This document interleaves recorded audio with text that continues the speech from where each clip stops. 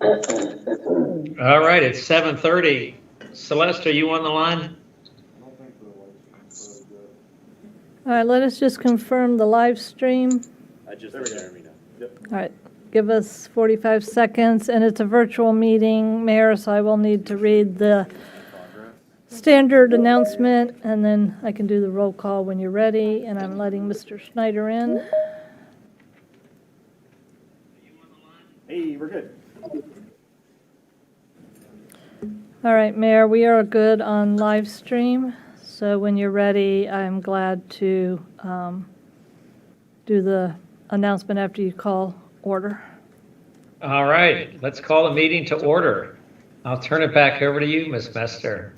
Thank you, Mayor. The meeting for which this agenda has been posted will be held pursuant to and compliance with the Virginia Freedom of Information Act, Section 2.2-3708.2, as well as state and local legislation adopted to allow for continued government operations during the COVID-19 declared emergency. All participating members of City Council and other boards will be present at this meeting through electronic means, and members of the public can view the meeting at www.fallschurchva.gov/council meetings, as well as on FCC TV stations Cox 11, RCN 2, and Verizon 35. City Council work sessions are conducted to allow council members to discuss upcoming legislation and policy issues. The public is not generally invited to speak. Public comments may be sent to cityclerk@fallschurchva.gov. All comments are provided in full to the council members and will be summarized at the next regular meeting. And for roll call, to make sure we have good audio and video, we've heard from Mayor Tarter. Ms. Leon? Here. Ms. Hiscott?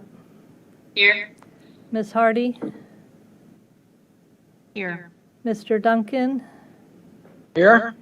Mr. Snyder? Here. And I'm checking, did I miss anybody in the roll call?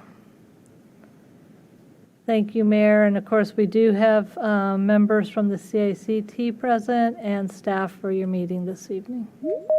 All right, well, thank you so much and welcome to all. Welcome to the Monday, September 19th, 2022 work session of the Falls Church City Council. As you heard, the CACT will be joining us for our first item. But thank you all for joining us, whether you're virtual or wherever you might be. Before we get started, I would like to give our thanks. I know we've got a few police officers, including the chief, on right now, but we had the Fall Festival and Taste of Falls Church, which are just great events. I know so much organization and organizing and hard work went into putting those events together, or that event together.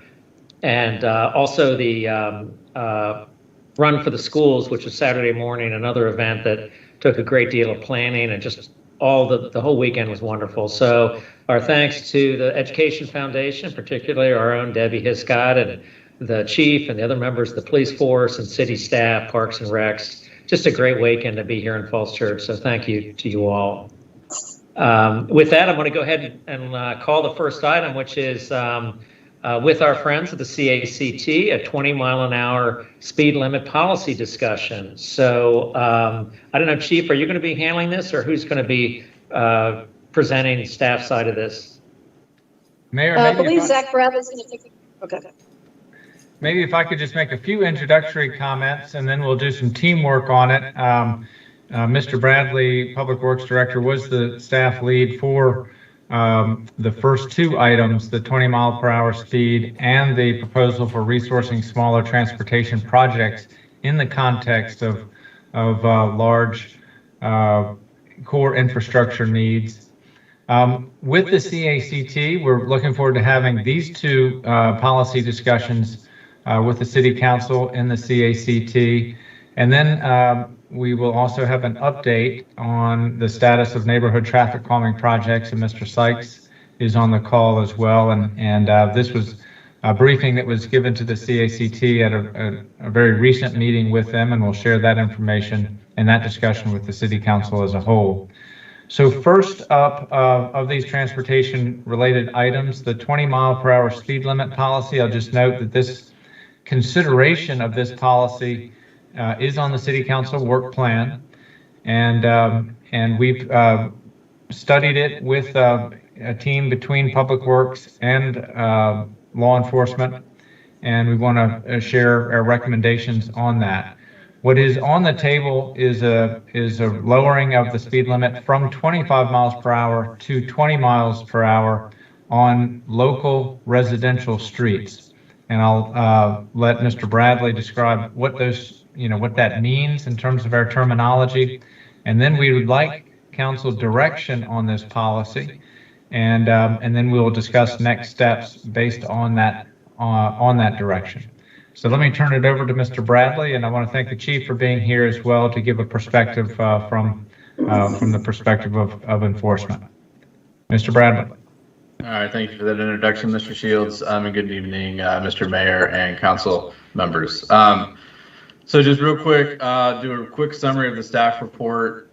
In short, staff is proposing moving forward with 20-mile-an-hour speed limits for our residential roadways. I believe this was presented about a year ago, maybe a little more, in conjunction with ARPA funding. We've fleshed this out a little bit further. We've better defined the 3 proposed speed zones. Speed zone 1 is the arterial streets, Broad and Washington, that primarily are kind of VDOT oversight, if you will. They are our streets. We are responsible for maintenance. But it brings into question capacity, what the roads are signed for, how they're designed, and enforcement is already a problem at the current speeds in terms of, or sorry, I shouldn't say enforcement is a problem. Apologies. Following the current posted speed limit is the issue, and PD does have to enforce it very heavily to have good compliance with the current posted speed limit. So we are recommending leaving these speed limits as is within speed zone 1. Speed zone 2 are what we call our collector streets. VDOT generally is not involved with those. They generally don't have any capacity concerns. As part of this proposal, we are proposing to leave them as is. These streets are the kind of blue, kind of light blue streets on the attached map. And the reason we are proposing to leave them as is, these are typically double yellow line streets. They're a little bit wider than most streets. Maybe they're 12, 13 to 14 feet. And just changing a sign isn't going to get compliance. Motorists generally will not obey those signs.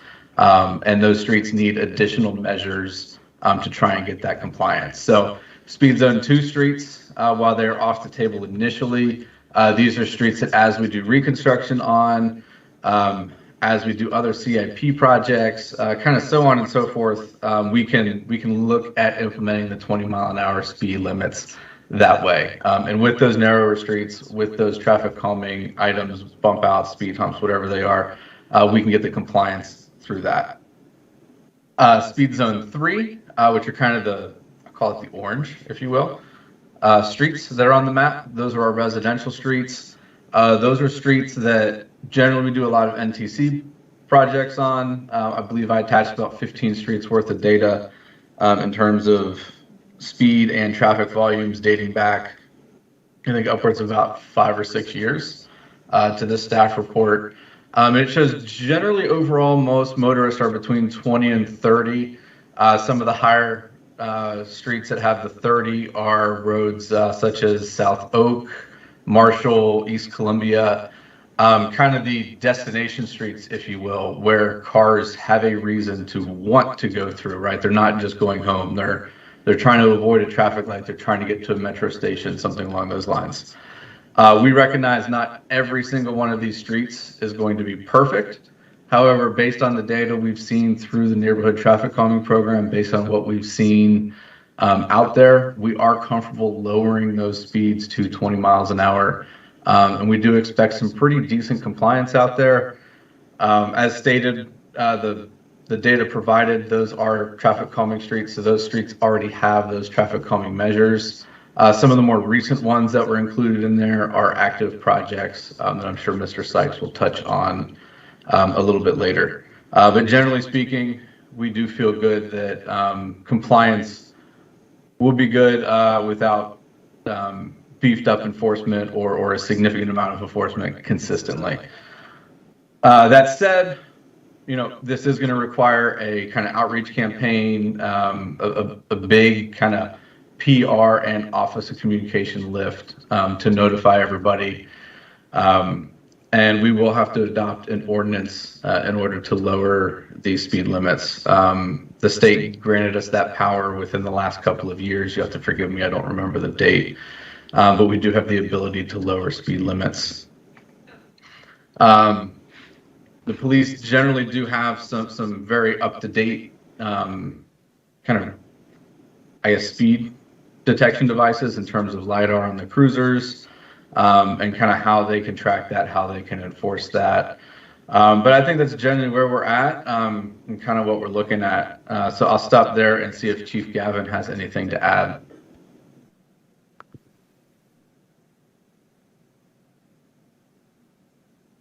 You're muted, Chief. Chief? Yep, there you go. Yep, I'm sorry. Thank you, Zach. Yeah, just to reinforce that, as far as enforcing the 20-mile-an-hour zone, we certainly do have the devices. We have LiDAR, which is better than radar. It's more specific to maybe the target in which you're pointing at, and you can get very specific to location and positioning and the exact speed.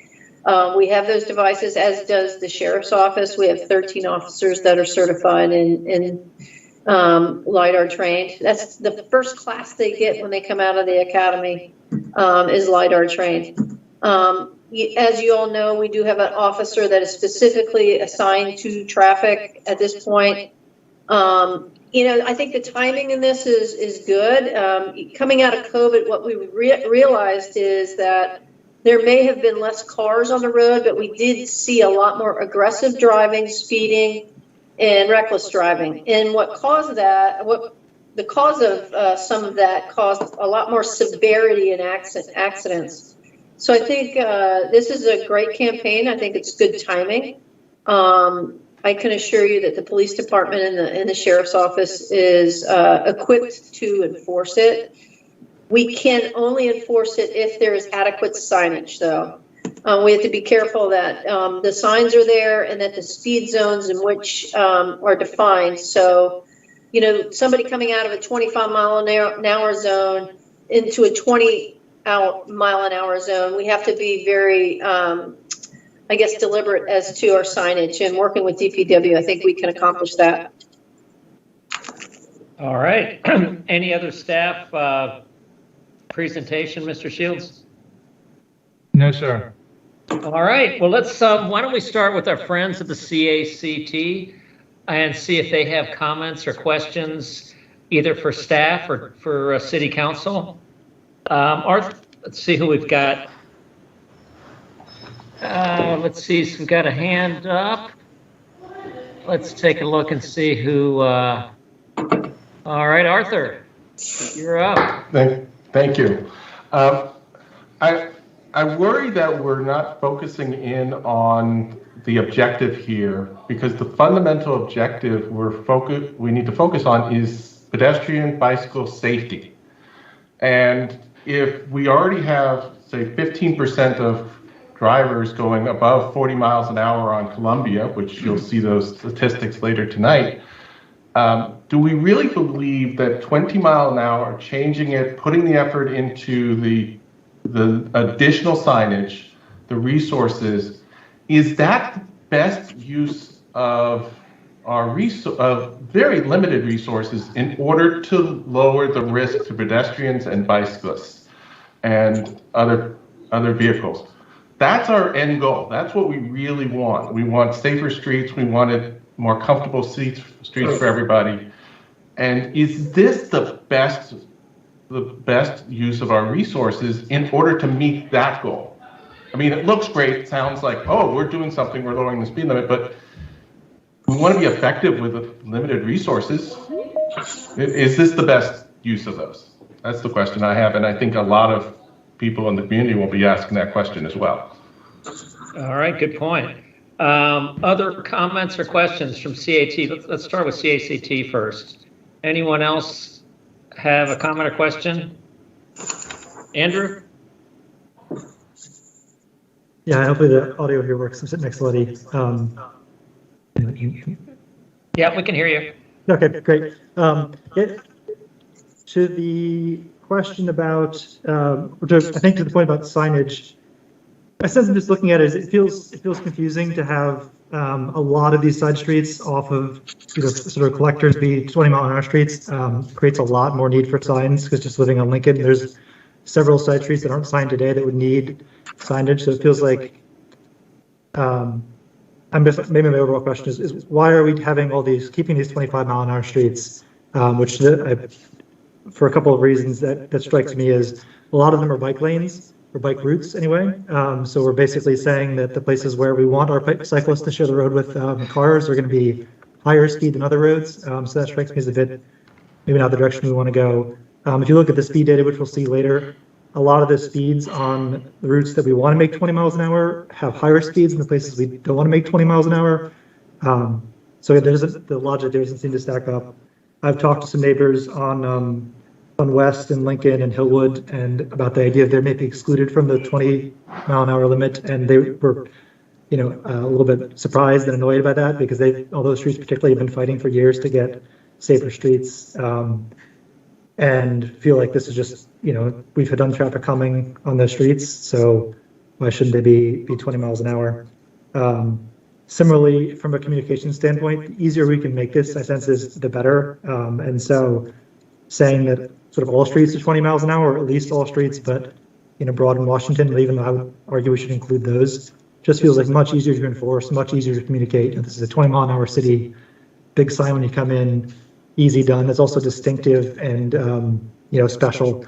I share Art's concern for, is this the right and best use of resources? But from I've read up a lot about this over the last couple of years, and 20 miles an hour alone probably doesn't do it, but 20 miles an hour plus an overall overarching campaign of communications around what we want to do is not have everyone die on the way to school or work. Seems like a fair standard. And that, so you have the communication, the 20 mile an hour, and the traffic calming all together. Those things make real differences. That's what Hoboken's done to drive down fatalities to zero for many years. That's sort of the premise of Vision Zero is all these things together. So I think we need to think about the priorities and make sure we're clear on what we're trying to do here. But I would like to understand more from staff what the reasons were for excluding several of these basically neighborhood streets from 25 miles an hour, excluding several of the roads that we want bicyclists to share the road with cars, while we're keeping those at 25 when people drive the same speed as those as the 20 mile an hour roads. All right, thank you. Jess?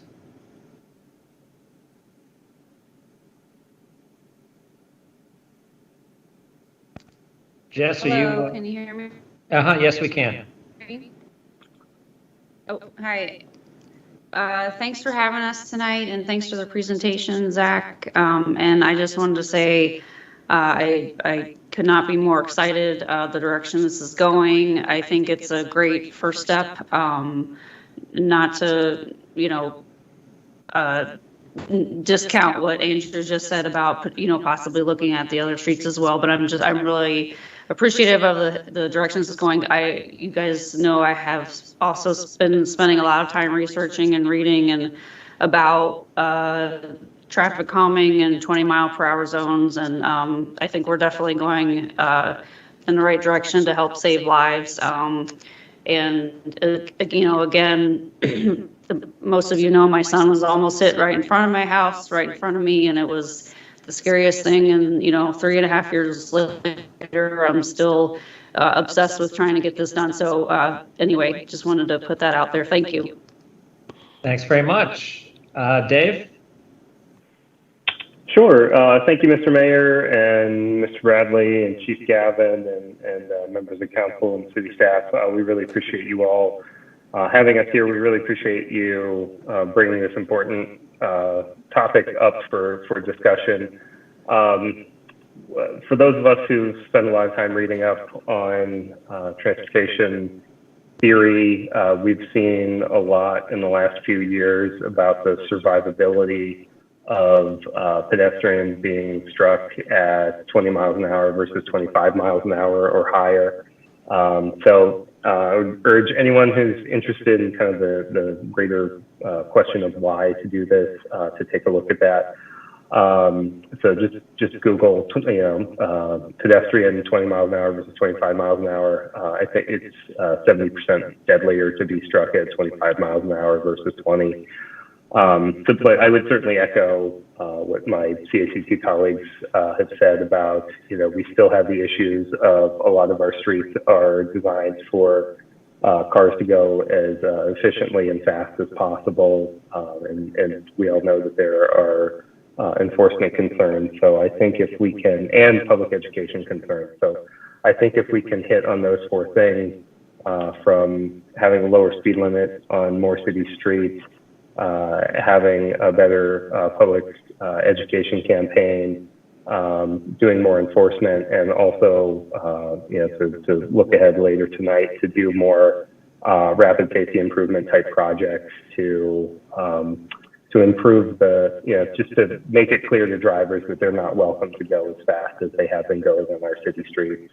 At last week's CACT meeting, there were a lot of jaws on the tables of seeing that there were drivers going over 70 miles an hour on East Columbia. And I know something that Chief Gavin said in our January work session was haunting, that more of the police department officers were seeing drivers going over 70 miles an hour elsewhere in the city.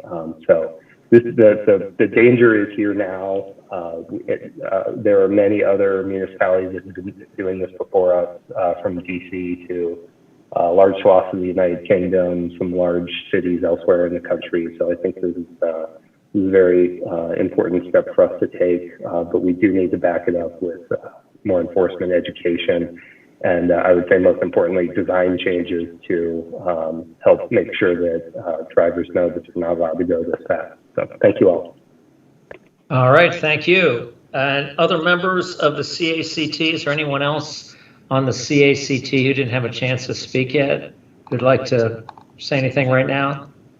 All right, if not, we're going to go ahead and move on to council. So folks on council who have comments or questions. Letty? Thank you.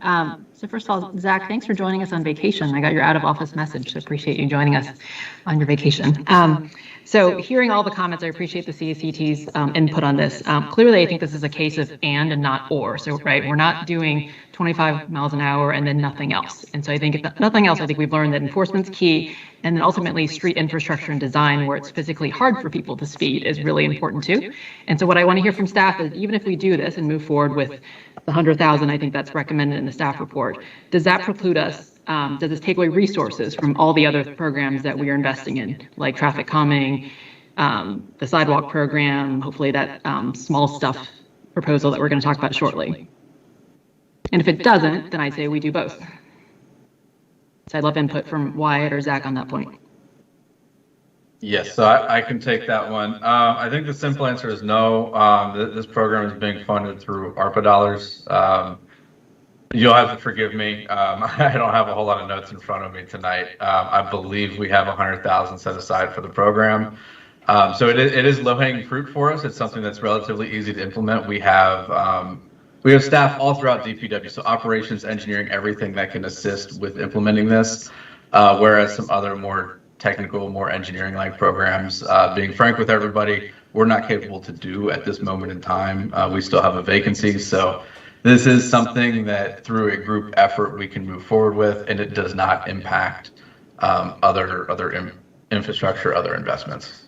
Great. Thank you. So with that, I mean, it feels like, again, like a no-brainer, right? It's something that we can do while we've got resource shortages elsewhere. But I think the main takeaway that I'm hearing is it's absolutely important that we continue investments in those other places that ultimately helps change driver behavior to keep it safer for pedestrians and cyclists. I did share that question or the concern that I think several members of the CACT raised around the speed zone 2. So Lincoln, Park, West, Hillwood, Great Falls, kind of those secondary S streets that's not Broad and Washington.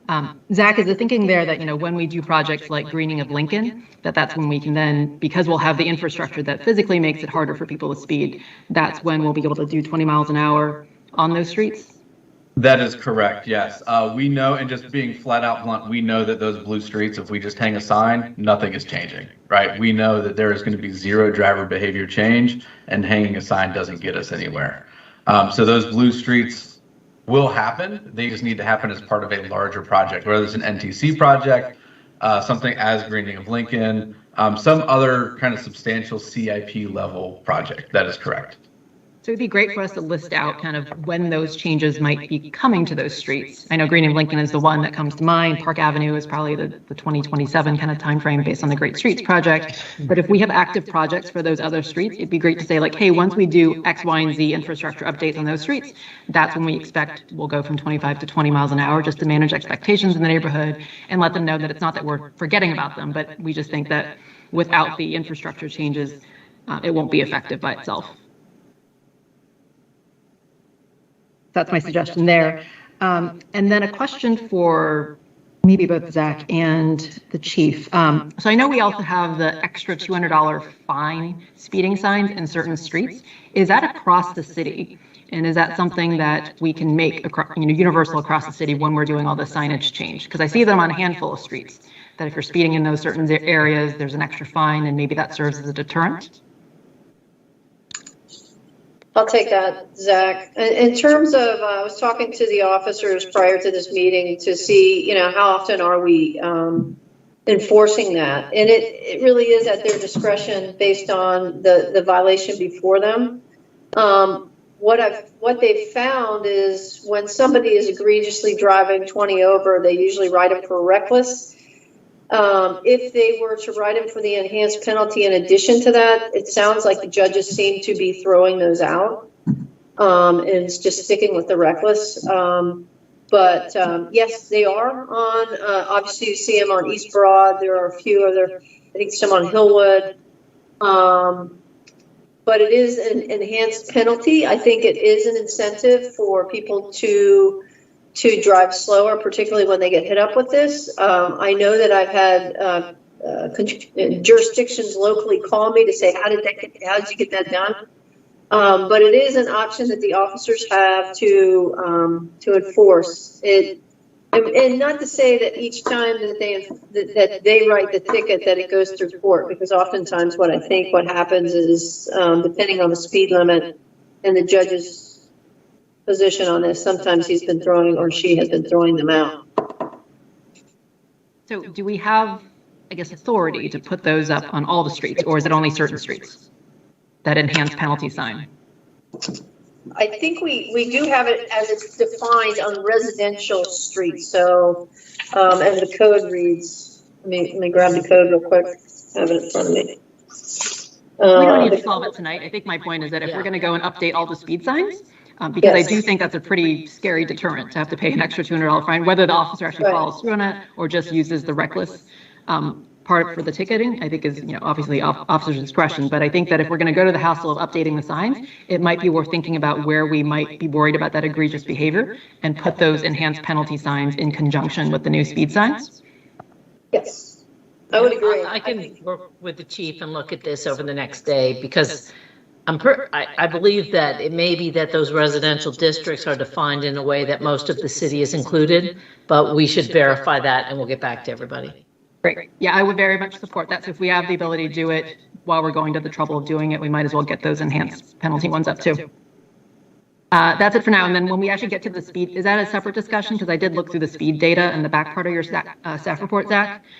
And I was just as alarmed as some of those CACT members seeing that people were driving 57 and 72 miles an hour in East Columbia, which just seems physically impossible, but also really scary. So whenever we talk about that, I'd love to hear more. But that's it for now. Thank you. Phil? Thank you. I wanted to ask the same line of inquiry on the residential speed add-ons. I mean, the last time this became a cause of great concern, that was the response. We believe that putting that $200 fine up would be a deterrent based on what we see happening now, I mean, I suppose things could be worse, so maybe it is something of a deterrent, but yes, it'd be helpful, Carol, to refresh our memory as to where those signs may be put up. I can't remember. I feel like it was done like 20 years ago. And then I would like to think more about and hear more from you all about whether, I mean, if those are really being thrown out by the courts in deference to the reckless driving charge. I don't know. I'd just like to have some uniformity, I suppose, in application and not a proliferation of signage that, you know, doesn't have a tremendous track record of being effective. I think generally I appreciate hearing the different views from the CACT folks about whether the citywide it should be 20 or this 3-tiered thing is the way to go. And I'm not really sure I've decided yet what the right thing is to do. My inclination is to think that this 3-way scheme is not perfect and not easy to explain, but may be a good way to take the next level of effort and begin to raise consciousness. I do think the public campaign information is as important almost as any of the signs are. There's probably nothing more important than the design of the streets, particularly the main streets. And, you know, I know a lot of thought has gone into what we could do on Broad in Washington. Something that was experimented with many years ago was having non-rush hour parking on Broad and possibly even Washington as a way to just, you know, the problem is we don't have enough congestion most of the day. It's too easy to go 45 or 50 miles an hour down Broad in Washington because there's just not that much traffic on Broad in Washington for, you know, 20 hours of a day. And perhaps parking in certain areas along major corridors would create a visual cue for people that are blowing through town that, you know, oh, this is Falls Church, I get to better slow down. It's not Bailey's, it's not Tyson's. Not that those folks want cars going barreling through their neighborhoods either, but the Falls Church needs to do something pretty dramatic to cue the driver that we have different standards here as far as speed. Creating, you know, some congestion and some crowding is a way to achieve that without, you know, having to put up a whole lot of signs that are questionable in their enforcement. So I'd like to hear a discussion of that at some point in this process. Maybe a trial of on-street parking in non-rush hours on Broad. The most dangerous place in town. Again, we often sort of neglect the south side of town, South Washington. I don't think there's any more dangerous place than the traffic that comes down from, you know, Graham Road, barreling into the city, going down the hill, heading up to Tenor Hill. You know, the trucks that, especially the cars too, that are on that track they're going 50, 60 miles an hour. It's just crazy. Nobody in their right mind would walk or cycle anywhere near there. You know, we're making some improvements around Tenor Hill. New signals going in, that's good. But if we're going to focus attention on, you know, the problems are really the worst in Broad in Washington, we need to do something there. Finally, like this, the chief, you know, as a practical matter, are we going to be able to step up enforcement of whatever we do? Or basically, you know, we're going to have about the same amount of staff dedicated to enforcement as we do now? Or is there a need for more resources? Is there a call for more resources to step up traffic enforcement? Well, in terms of resources for traffic, we have a dedicated, one dedicated traffic unit that does nothing but traffic, and then supplementally, the road officers that are going for all the calls for services, in addition to, you know, traffic enforcement, are enforcing traffic as well. We hope by December 2022 that we could get one more traffic officer that is shared responsibility with a community service function. You know, in this last year, we have 23% of the uniform patrol is turned over. So we have that many new officers.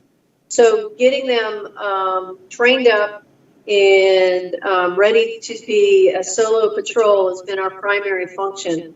So we're hoping to get them all into place and assigned, and hopefully by December have an idea of somebody that has enough tenure to get out there and be a solo traffic officer. Because it does take a higher degree of tenure and experience and maturity to be able to just go out there and do traffic, you know, and be totally focused on that, because it takes them out of the rotation of real direct supervision. So we want to make sure we have the right people on that assignment.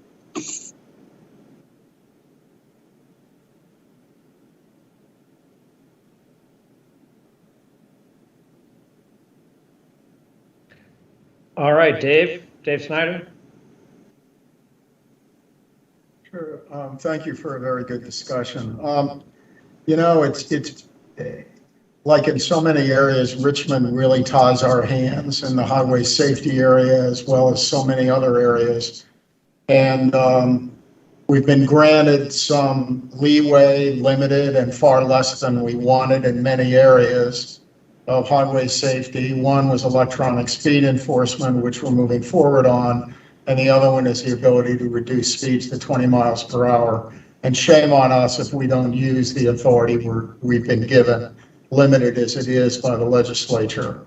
And in that way, I view it as very parallel to the actions we took on gun violence. Not as much authority as we wanted, but we should use whatever authority we're given. Otherwise, it'll simply be easier to take it away. So that's point number one. Point number two, there's no question about the physics here and the biology. Dave Gustafson, the chair, laid that out. I'd like to do more. I'd like to have all the streets in the city covered by this to the extent that are legally permissible. But I'm willing to move forward on this as a major step forward.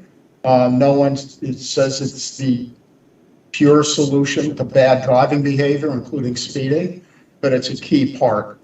And so I think we ought to move forward on this as expeditiously as possible with the staff's recommendation. And I think they've made a good effort to balance a lot of competing concerns.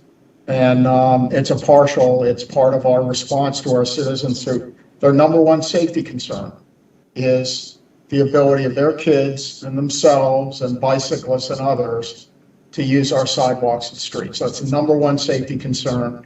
And this is a component that we can say, we did this. In addition to the education. And one other point I want to make, ultimately it's deterrence. I want to make this as public as I can possibly make it. Just like the old Volvo police cars way, way back were an amazing deterrent to bad behavior. And I want it to be very clear, if you're going to speed, we don't want you here. Thanks. All right, thank you. Caroline? Yes, thank you so much for all this great discussion. I just wanted to, state that I clearly support focusing on pedestrian safety and believe that, speed reduction is only one of many levers to get there. So as long as we have this balance, right, and this isn't the only tool in our toolkit, all right, to support it. We're going to need, design that makes pedestrians and cars more visible to each other, whether that be bump outs, right? Whether that be, it is controversial, but restricting where you can park so you're not right up to that crosswalk, so somebody has to walk out, when there is no bump out, to be able to see where the traffic is. I totally support this. I think the second condition, just as long as we're clear that this isn't the only tool in our toolkit, is that I would request clarity for the public and for council. Speed zone 3 is a lot of street. I think it behooves staff to consider breaking that zone out into 3A or 3B to clearly designate, right, which of these streets are going to get more priority than others, because volume is not equal across all these streets. We want to make sure that we're looking at cut-through traffic like Columbia is part of Speed Zone 3. We have data in the staff report that cites that. So we just want to make sure that we're prioritizing, those areas that we know need or could benefit from speed zone reduction compared to others. So I really think it's valuable to be more specific on Speed Zone 3 to indicate where you would implement these street signs, in priority approach, so that it's not assumed for folks, and that we look like we are responsive to residents who, have said to us that they want pedestrian safety and traffic calming for certain streets. Would that be doable, Zach? Yeah, so I think, to be clear, Speed Zone 3 is one project. We're expecting to hire a contractor to put all these signs up at one time. So this is not Columbia gets it, and then a week later we're doing the next street, right? This is all one big project that a contractor will do. There will have to be a method to the madness, so to speak, in terms of how they approach it and kind of where they start, where they end. I don't have a count on signs. That's not something we've gotten to yet. I would estimate this would take a couple of months once all the material is in. So this is going to be a pretty quick project to implement and get done. Okay. Is there likelihood that you're going to have any leftover of that 100K? Are you pretty highly confident you're going to use up all of that funding, or is there going to be any leftover in this low-hanging fruit project? To be honest with you, I don't know. I do expect there to be some left over, but I couldn't tell you if that's going to be $1,000, $10,000. A lot of it's going to depend on existing sign poles, where we can hang them versus putting new in. Right. We know the 100,000 is enough to cover it. I don't have a good feel for where. Plus aluminum, which is what the signs are put on. It's a bit out of control right now, similar to anything steel or manufactured. Okay, so I think my request would be just providing some updates on the implementation of this. I think it's hard. I think people are going to want to know where the signage is going to go up, right? Good to know that it is, one fell swoop and you're thinking 2 months. Wow. Okay. All right. Thank you. So we've got something like 6 or 7 more items to get to tonight. I would just say anyone who hasn't spoken, now would be a good time. If you have already spoken, I would just ask maybe you keep your second round to a very brief comment so we can get through all the other things we have tonight. So let's go ahead and we'll go on. If anyone else hasn't spoken yet, and I'm not sure anyone falls in that category, but otherwise, let's just maybe ask for brief follow-up comments. Mary Beth hasn't spoken, so Mary Beth. Yeah, I'd just like to say thank you and reiterate with my colleagues, I do support this. I think this is something we should move forward on. And there are, of course, it's not perfect. I appreciate the Mr. Snyder's thought that we just need to do it. We need to do it and take the authority that we've been granted and move forward. And it's not going to be perfect right away, but there are so many great minds thinking on this that I think it will work. So thank you. All right, Debbie. Thank you. I'm not adding any new material. I just want to add my support. I agree with all of what has been said this evening, and integrating it in a plan moving forward is great. Won't belabor it. All right, so I'm going to go quickly through the folks who've already spoken and just ask that you keep it very brief so we can get on to the other items on the agenda tonight. Jess?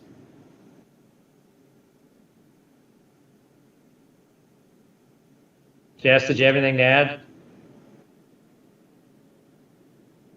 All right. Andrew? Sorry, trying to avoid the feedback. I just want to say I really appreciate that we're thinking about this. It is awesome.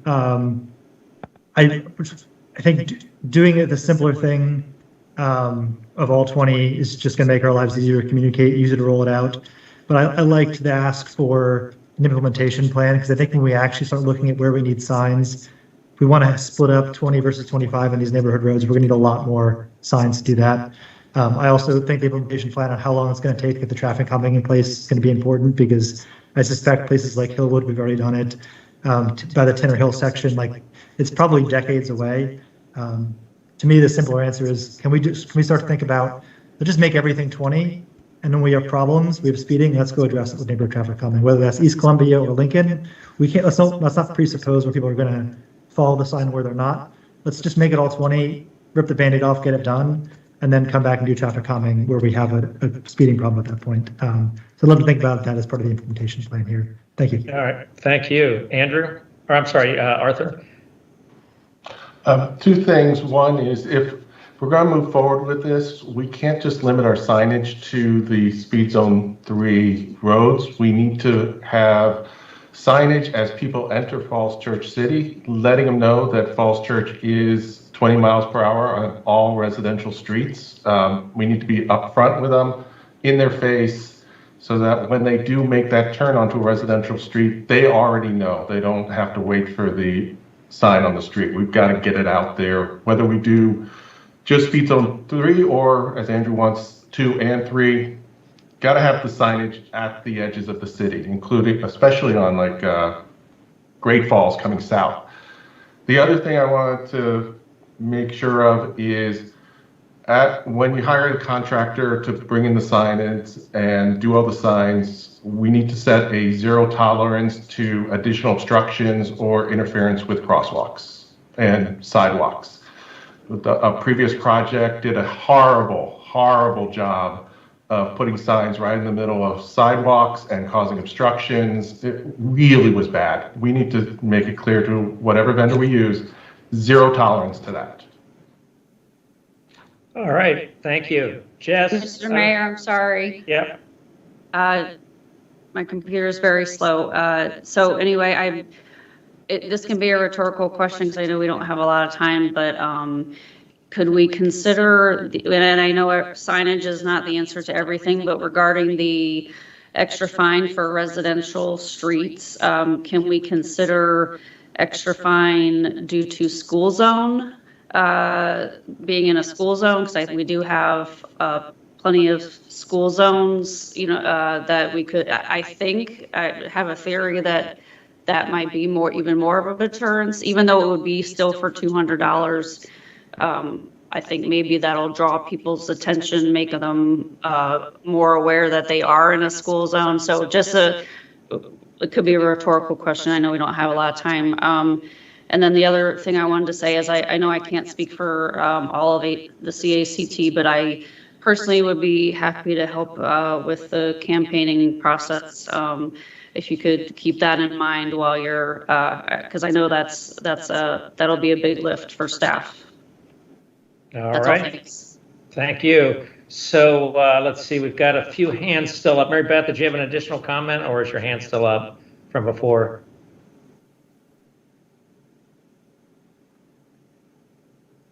All right, I'm going to take that as just a leftover hand. Letty, did you have anything new to add?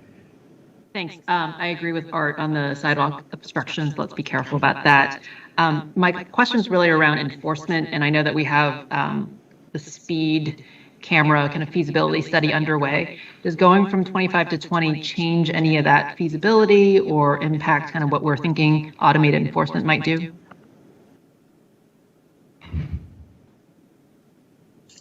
We I will have just to got defer the to Chief speed. Gavin. Sorry, Yeah, Chief, go ahead. sorry. Can you hear me? We just got the speed study back this past Friday. And we're digesting the numbers. It was done between August 23rd and August 25th during the weekdays. I'm not prepared to give you a full out number, but the numbers are fairly light, obviously, on the side streets. Obviously, the major violations, or a lot of the violations, will be on Haycock. And this study is obviously, as Mr. Snyder said, legislation has limited us so much as to how effective we can be with these speed cameras, because it's only during, it's time of pickup and drop off. keep in mind that in the city as well, we have so many ways that we limit the way drivers can move in and around the schools. And during these speed studies, those weren't in place, like on Oak Street, Haycock, not so much on Broad. But so we will get the study out the next week for you all to look at. The numbers are not significant, but obviously the highest traffic is going to be on Haycock, and that could be a possibility. But the only consideration is we have a mid-block crossing during school hours, which will significantly drop the number of possible violations you could get with a speed study. Oh, with speeding cameras, I should say. Got it. So I'm very supportive, to Dave's point, to kind of use all the authority we have, and that was one where we had authority from Richmond to implement speed cameras. So maybe a separate discussion is to get an update on that and what the data shows. I'm a little skeptical that we measured before school was underway at the end of August, but we can have more discussion on that at a separate time, because I'd love to know how to move forward from there. Thank you. All right, I think that wraps it up. I'll just add my 2 cents. I do think that signage alone is not going to solve our problems, and that we really need A, enforcement, and B, predominantly structural changes to our streets, whether that's bump outs, crosswalks, or other things that just cause people, whether somebody's watching them or not, to actually obey the speed limit.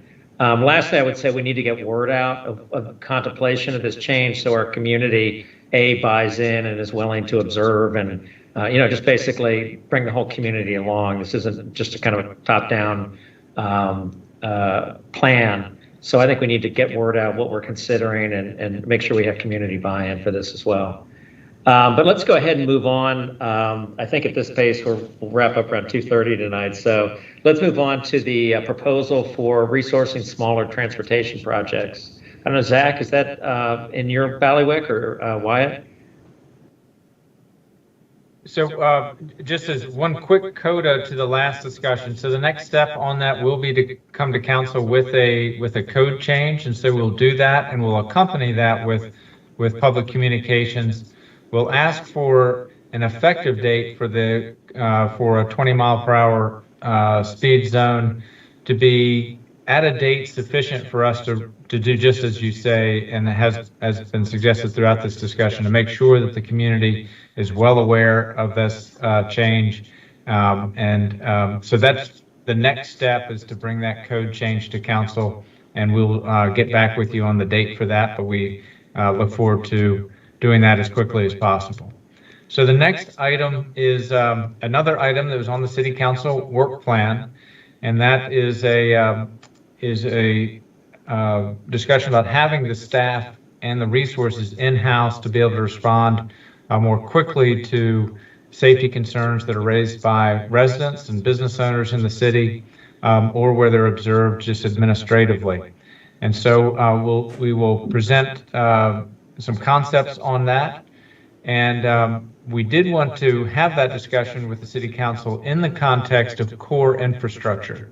And what the memo that's in the packet details is some under-investing that we have been doing for a number of years, a decade plus, probably really since the Great Recession, in terms of our paving program, our signal maintenance, and our bridge infrastructure.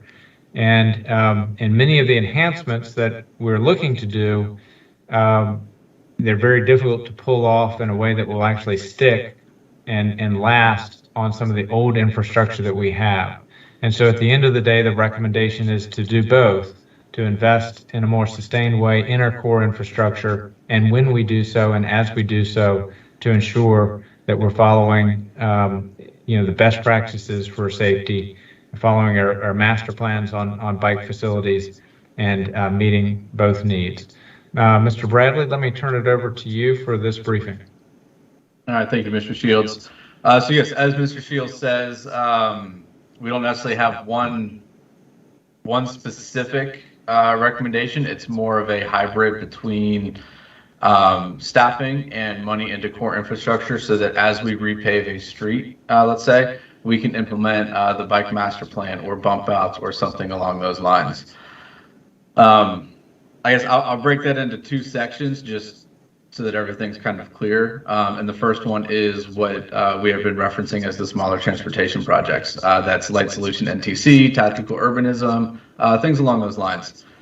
And the kind of short version of that is to do that in-house with city staff. What we're looking at is an operations crew of 3, along with an additional engineer and I've called it an inspector for terms of the staff report. That might be more of an engineering tech, draftsman, something along those lines. But what those 5 positions will do is give us the in-house capability to do some engineering so that we can make sure the radii of the streets that we're doing are adequate. We can coordinate with the schools, coordinate with the fire department, so that all of these larger buses, fire trucks, so on and so forth, we can make sure they can make these turns, especially on their kind of core routes, so to speak. Not necessarily worried about that dead end street, but if they need to go through, let's say East Columbia, for example, that we've accommodated them. So the 2, I'll call them engineering staff, with the inspector and the engineer, they would work in conjunction with the current senior engineer, current transportation senior engineer position, to provide that level of engineering, drawings, and working with the field crew out in the field to help lay out and install. Generally speaking, this would be limited to signs, striping. I call them flexi posts, but the best way I can describe them is they're what's on 495 that divide the hot lanes from the, I guess, regular travel lanes, if you will. So that's kind of what that, I call it a crew, would look like to implement those projects. In terms of fiscal impact, that would be approximately $450,000 in salaries every year. We would need a kind of, I'll call it a one-time expense of $250,000 for equipment, as with all equipment that does have a lifespan, so that would be reoccurring. And that varies depending on what that piece of equipment is. So if it's a kind of handheld striping machine, that's going to need something, that's going to need a replacement more frequent than a truck. And then in addition to that, we would need another $20,000 in maintenance. That's primarily for supplies. That's to install new and maintain. That will grow the more we get installed. That's just an initial what we can get done. I do want to stress that crew cannot come at the expense of core infrastructure. I hope I've done an adequate job in this report kind of explaining where our core infrastructure is in terms of quality. I will run through it really quick. There are a few things that I want to stress, and the paving program right now is $500,000 a year. That puts us on a 40 to 50 year paving cycle. The industry standard is 20, so that's bad enough. The paving work we're doing right now lasts 5 years. I think that shows in Marshall Street. We paved that about 4 to 4.5 years ago, and that's already in need of a new paving. So just to kind of stress where the paving is at, where the condition of our streets are at, I did include, it's called a PCI map. It's a pavement condition index. It's an industry standard.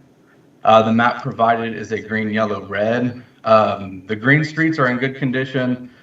They might be because they've been recently repaved, they're structurally adequate, maybe they haven't been paved in 10 or so years, but they're still in good shape, right? There's not a lot of potholes, there's not a lot of cracking, anything like that. The yellow streets are the streets that typically a mill and fill, which is what we do now, along with maybe some patchwork base repair, which is something we do not do right now, is needed. So those yellow streets are kind of, they're what should be coming up. The red streets are streets that are in such bad shape. They might need a total reconstruction. They need a significant amount of base repair, but they need more than a mill and fill, right? That mill and fill is going to last anywhere from 1 to 5 years on these streets, depending on how bad that structural deficiency is. I noted earlier, West Marshall, I did include a picture of some of that cracking that's starting to come up. That's shown in the first image on page 4 of 8 in the staff report. I think more concerning than just the streets lasting 5 years. Our operations crew is starting to patch patches on streets, right? So we've got 2-3 layers of patching on streets because we can't get to them soon enough. The second picture on page 4 is from Parker Ave. You can see the older patch is kind of towards the bottom of the picture. You can see where that asphalt's a little broken up. And then the newer patches are obviously the new blacktop that's in that picture. So we're at the point where we are patching patches.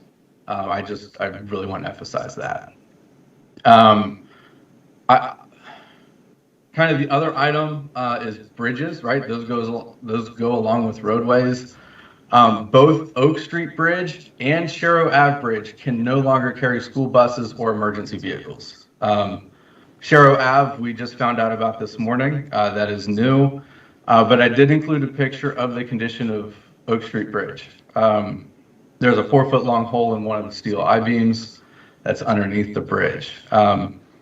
In full disclosure, both of these bridges are extremely old. They are well past what their age should be.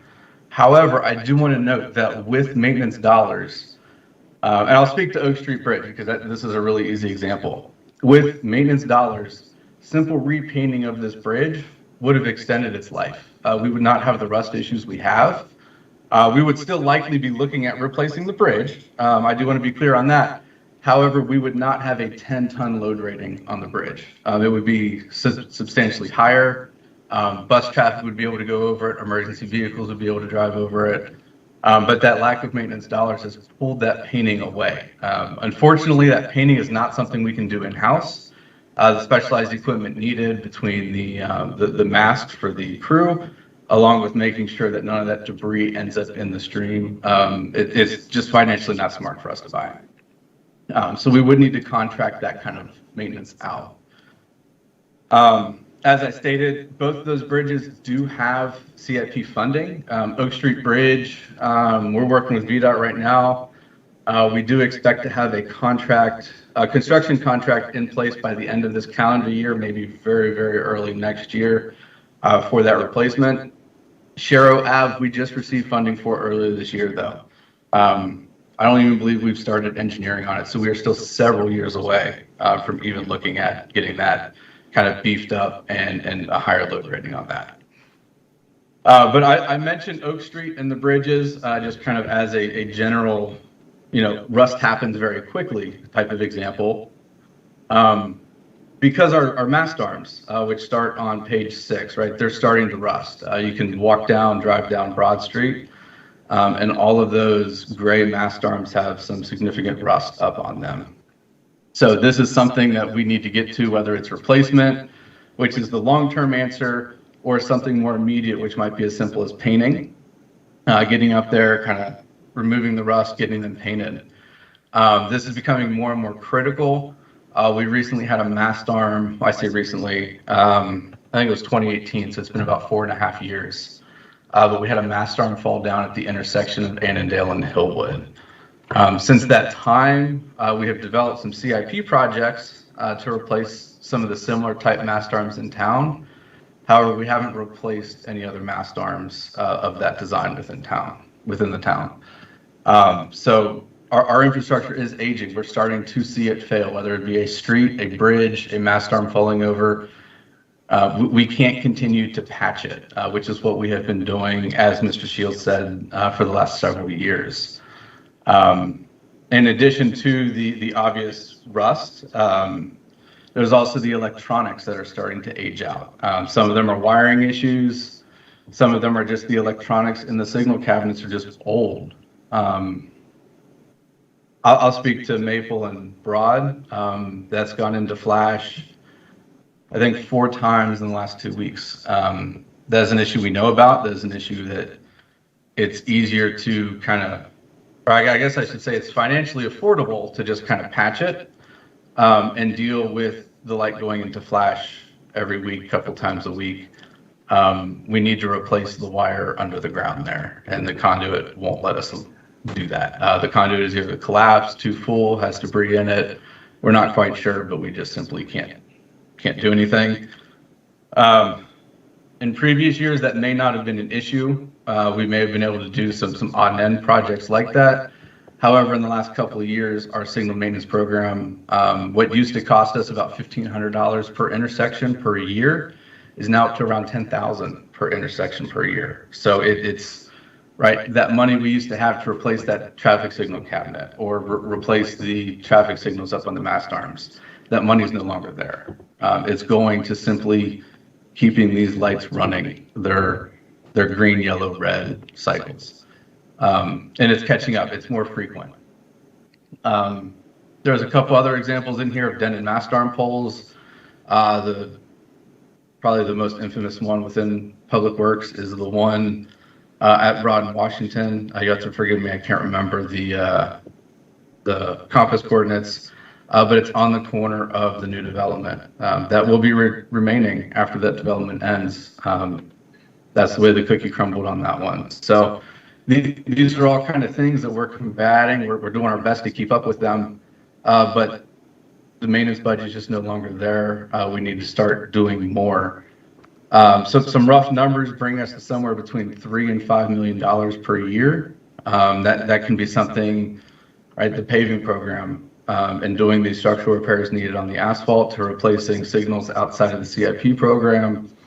And then in addition to that, $250,000 for staff to oversee the implementation of these projects and the expenditures of the money, making sure it's being spent wisely and in the best fashion. So I think all of this being said, working with Mr. Shields, working with others within the department, we're going to bring kind of an FY23 budget amendment probably next month to allocate some of last year's underspending to start kind of hitting on these items, getting these dressed up, getting these in better shape.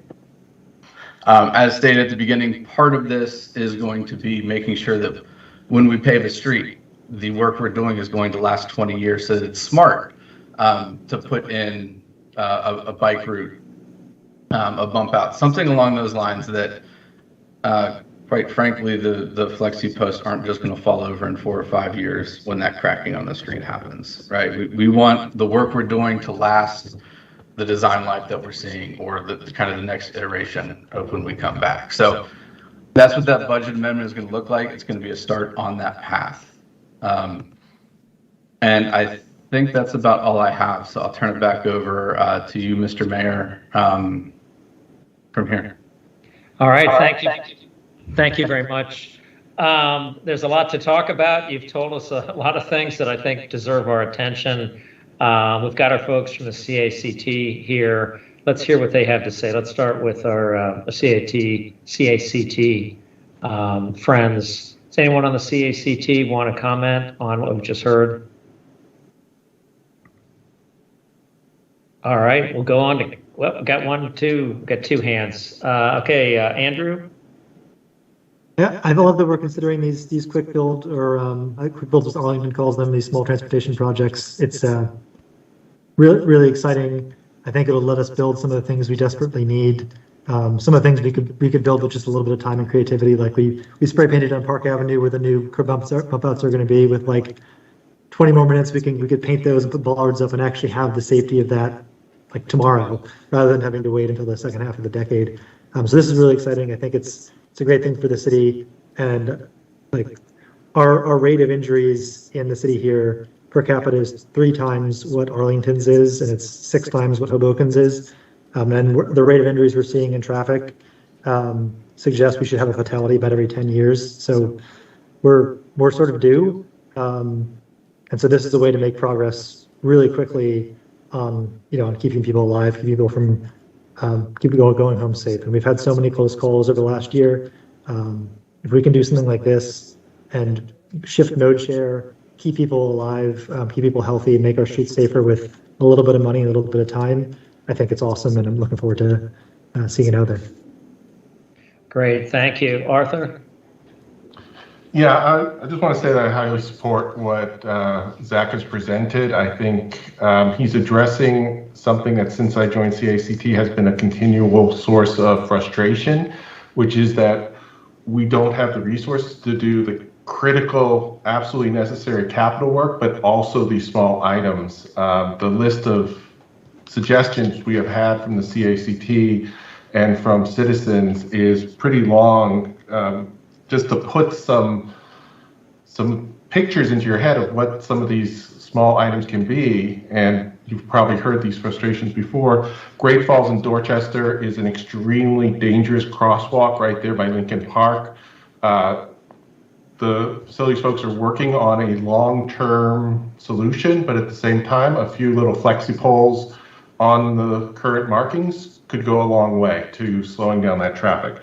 Line improvements when repaving. I love that you put an engineer on there so that when the utility company is coming in and going to repave, the engineer can say, okay, get the lanes down to 10 feet so that people aren't going to go faster and they'll obey the 20 miles per hour.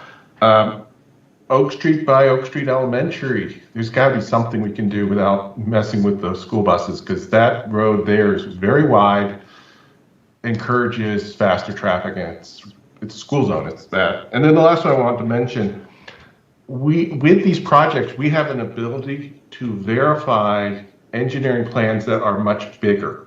Park Avenue, we had the walkthrough.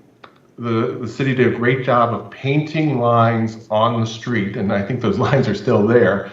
And that was great. I think one of the bump outs may actually be too big. But we have an opportunity, if we just put some flexi poles on the lines that the engineers have already identified, now we know whether that'll work or not before we get to the 90% plans and start pouring concrete. We get to verify. So I completely support what he's put forward there.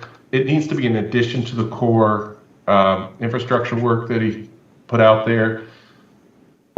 We just need these things. I know that the people of the city are frustrated when they raise something and they don't see something getting done, and this is the solution. Dave,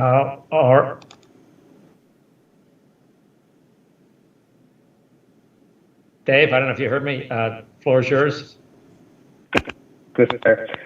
Yeah, my it said,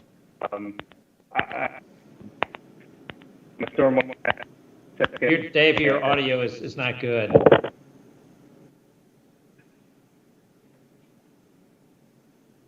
Any better? A little bit better. Okay, all right, I'll try that. So forgive me for the extreme close up here.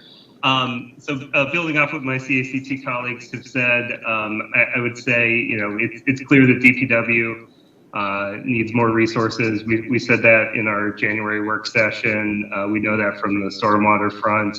So we know that, and we appreciate everything that council and city leadership have been doing to make that happen. I would, build off of what Andrew and Art have said. With the 20-mile-an-hour speed limit thing, I see this, rapid safety improvement thing as a very valuable tool in the toolbox, similar to 20 miles an hour. That this is a way that we can address some of these issues, like the Dorchester crossing by Lincoln Park. We've known for years that that's a dangerous intersection. Similar to East Fairfax and Broad, there was a jogger who was hit there at that crosswalk, which is something absurd, like 90 feet long.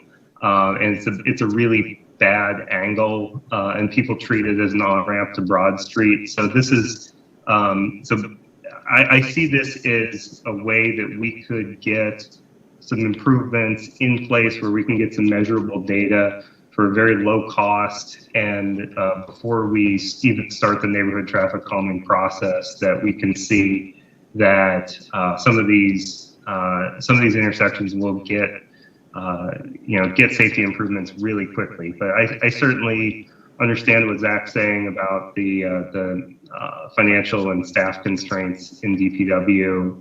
Those bridge photos are certainly scary.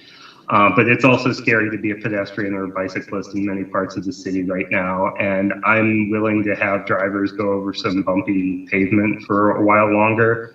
The dangers are here to pedestrians and people on bikes right now, and we need this to happen. We've needed this for a very long time in a lot of parts of the city. The NTC process is way too slow. This is something that we need now. I would love DPW to be able to have the staff have a kind of toolkit that they can use. They can move some of these plastic bollards around the city after we get some measurable data on how these things are being used, and get the engineering perfect before we put in heavy solutions, before we pour any concrete. And I think as Art was saying, or Andrew, maybe it was, the places where we already have the radius engineered, like Park and Maple, we could put the bollards down tomorrow and start to see some improvements right away, and start measuring the impact on safety and driver speed.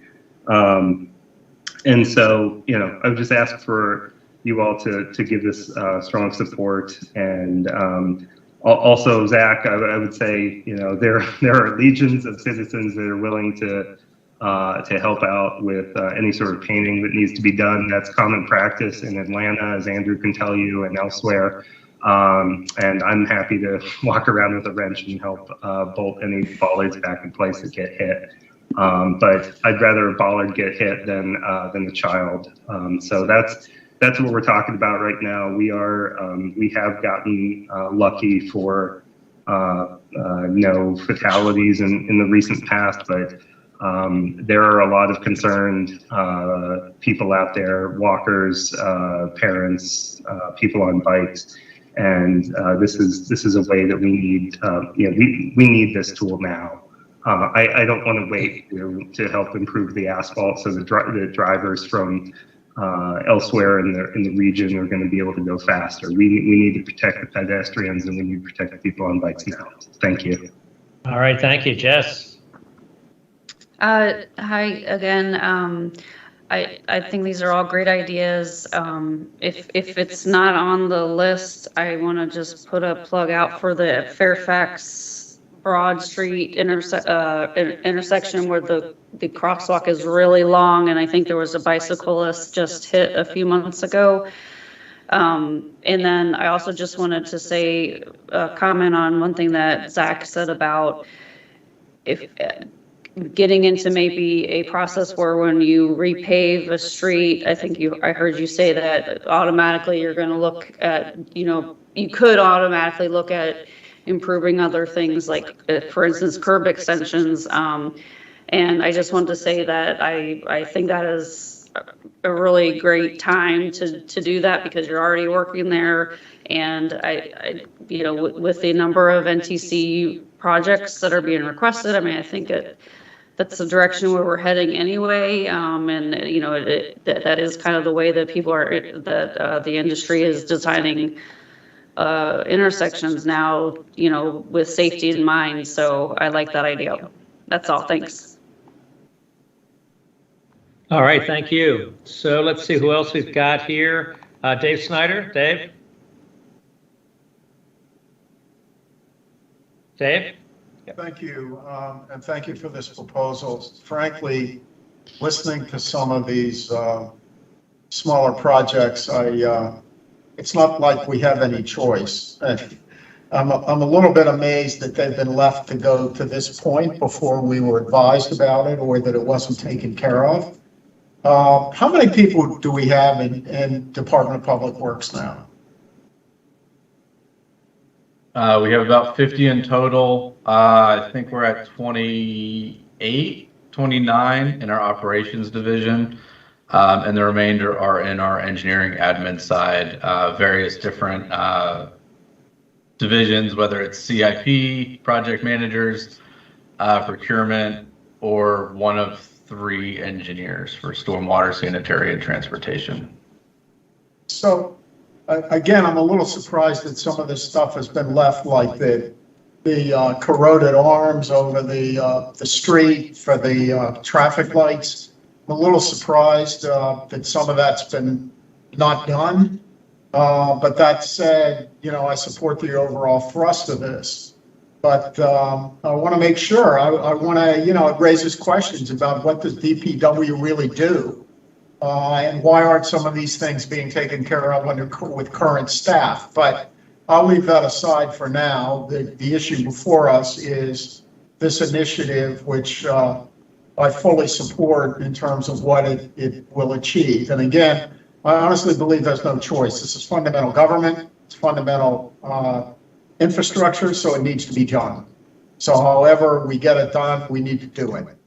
So I'm fully supportive of this proposal, but I think we need to ask some tough questions about why some of these things have been left as long as they have. Thank you.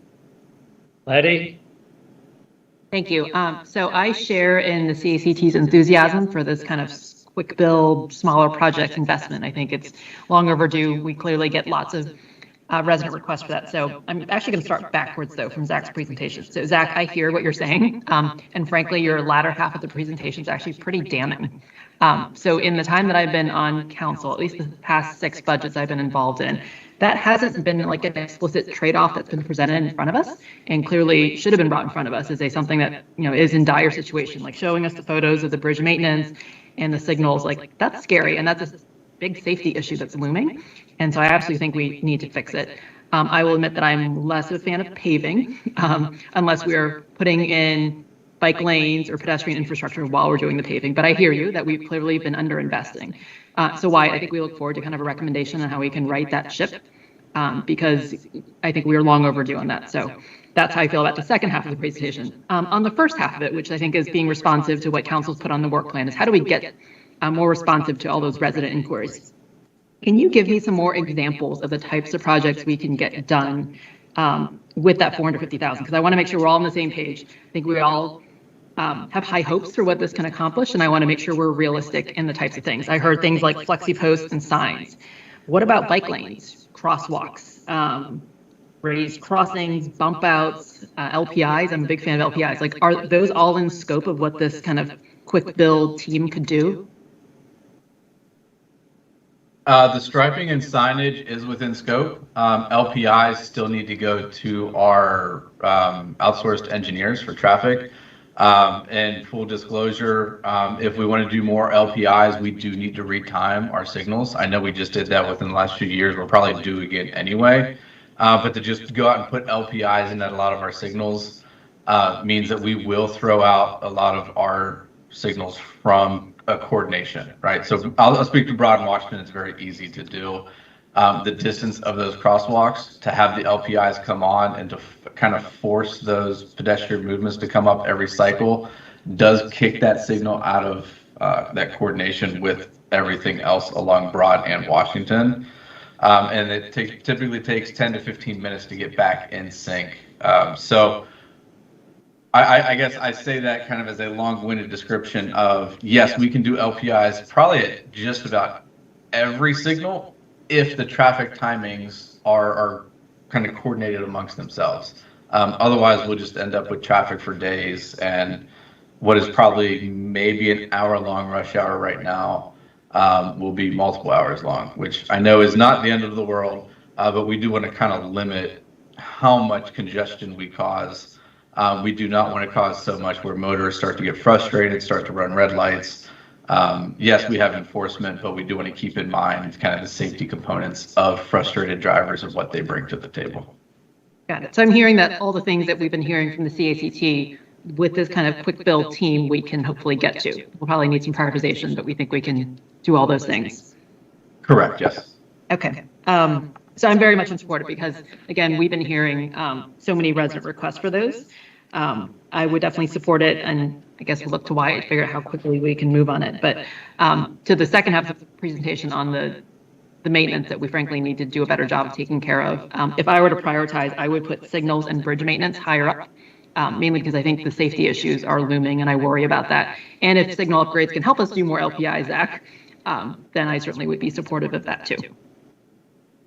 All right, Phil? Thank you. Thank you. So just in following what Letty said there, quick question, Zach, about the signal infrastructure. In line 141, you say supply chain disruptions has delayed delivery of materials needed to maintain signals in particular. So what are we talking about here? I mean, if you put in an order today, for materials needed to maintain signals, how long are you needing to wait before you have something that you can install to replace currently sub-functioning signal equipment? Upwards of a year. Depending on the project that we're talking about, we've seen anywhere from 6 to 12 months. Okay, 6 to 12 months. So what, I mean, really, honestly, what is your response when a box goes out? I mean, are we going up to Pennsylvania and trying to buy some town's unused signals because everybody moved out, or do you have equipment laying around in the back of the shop, or are you literally stealing from some other functioning light? I don't know. I mean, what are you doing in that situation?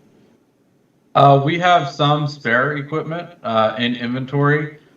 Depending on the specific component we're talking about, we are scavenging and we are swapping around within the city so that our bigger intersections get good equipment and our less important intersections have the, I'll say, the more prone to failure equipment, so that if something does go into flash or lights do stop working, it's a side street. It's not Broad and Washington. It's not Washington and Park. But yeah, we are at the point where we are kind of scavenging equipment from ourselves to keep big intersections, important intersections running. Jeez, sounds like trying to find parts for my 1996 Oldsmobile.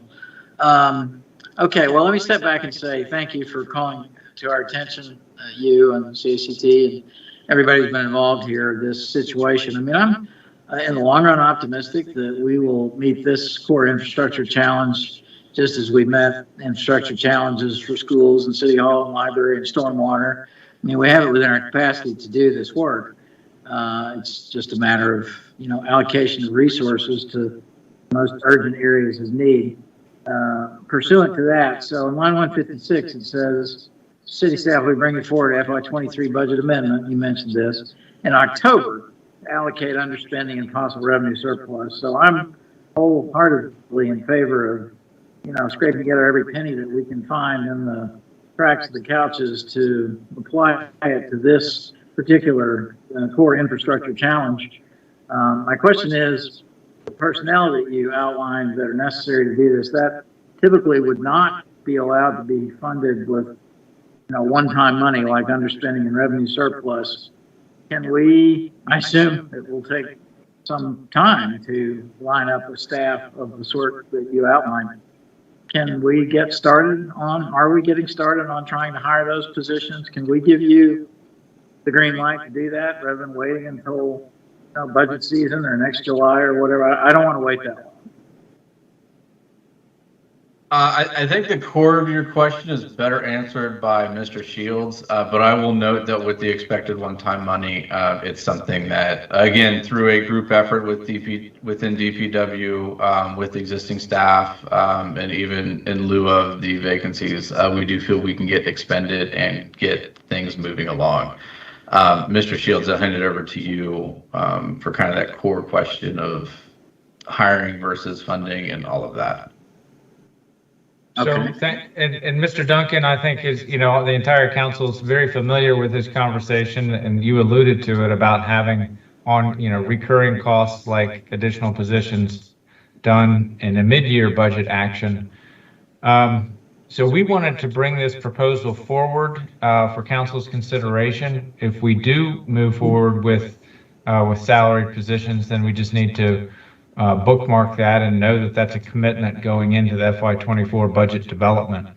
But we know that this is important to the community, important to the city council, and so we wanted to initiate the discussion now, have a council feedback on it in preparation for budget decisions that the council will have the ability to make in October. Okay, all right, thank you, that's helpful. Just this is a question that's not related to anything we've talked about, but was asked to me by a citizen, and I honestly don't know. The ring road, the circle road that now takes traffic away from the Meridian and Henderson campus and loops it around into the West Falls Church Metro, under whose authority is that road, and is that something that we're responsible for paving and maintaining in the new scheme of things? So briefly, we would not be. It's not in the city limits, and it is in the jurisdiction of Fairfax County. Fairfax County Department of Transportation is advancing that project, but I believe VDOT would have the ultimate maintenance responsibility for it. If the county built it with local dollars, they would then turn it over to VDOT for maintenance. Okay, so if there's any work that needs done on that road, it's basically have to go to, we in Fairfax, or some combination thereof, would need to go to VDOT to make sure it's in good shape. Okay, thank you. All right, Ms. Leon? Caroline? Yes, thank you for this. Clearly, we have needs in DPW. A couple of questions. So we're looking at 5 additional, just confirming, 5 additional FTEs. That's a 10% increase, right? From 50 to 55. This is all full-time resources to support agility with the these smaller transportation projects. Just reiterating, they're full-time resources. Yes. So what is laid out in that first part would be 5 full-time employees, permanent. The engineering staff, which is the what would probably be a junior engineer and inspector, are the same 2 positions referenced later in the report at the end under the core infrastructure. So 5 total people for kind of this total report. And then I've kind of broken it out into 2 independent sections, I guess you could say, in terms of what we need to do small projects first, and then what we need to do core infrastructure second. Okay. So second follow-up question is that core infrastructure. For the 3 to 5 million, did I take the right notes on this? Yes. Okay, so that 3 to 5 million supports reducing the 40 to 50 refresh cycle that we're running on with 500K budget down to 20-year. Is that yes. a correlation to make for that 3 to 5 million ask?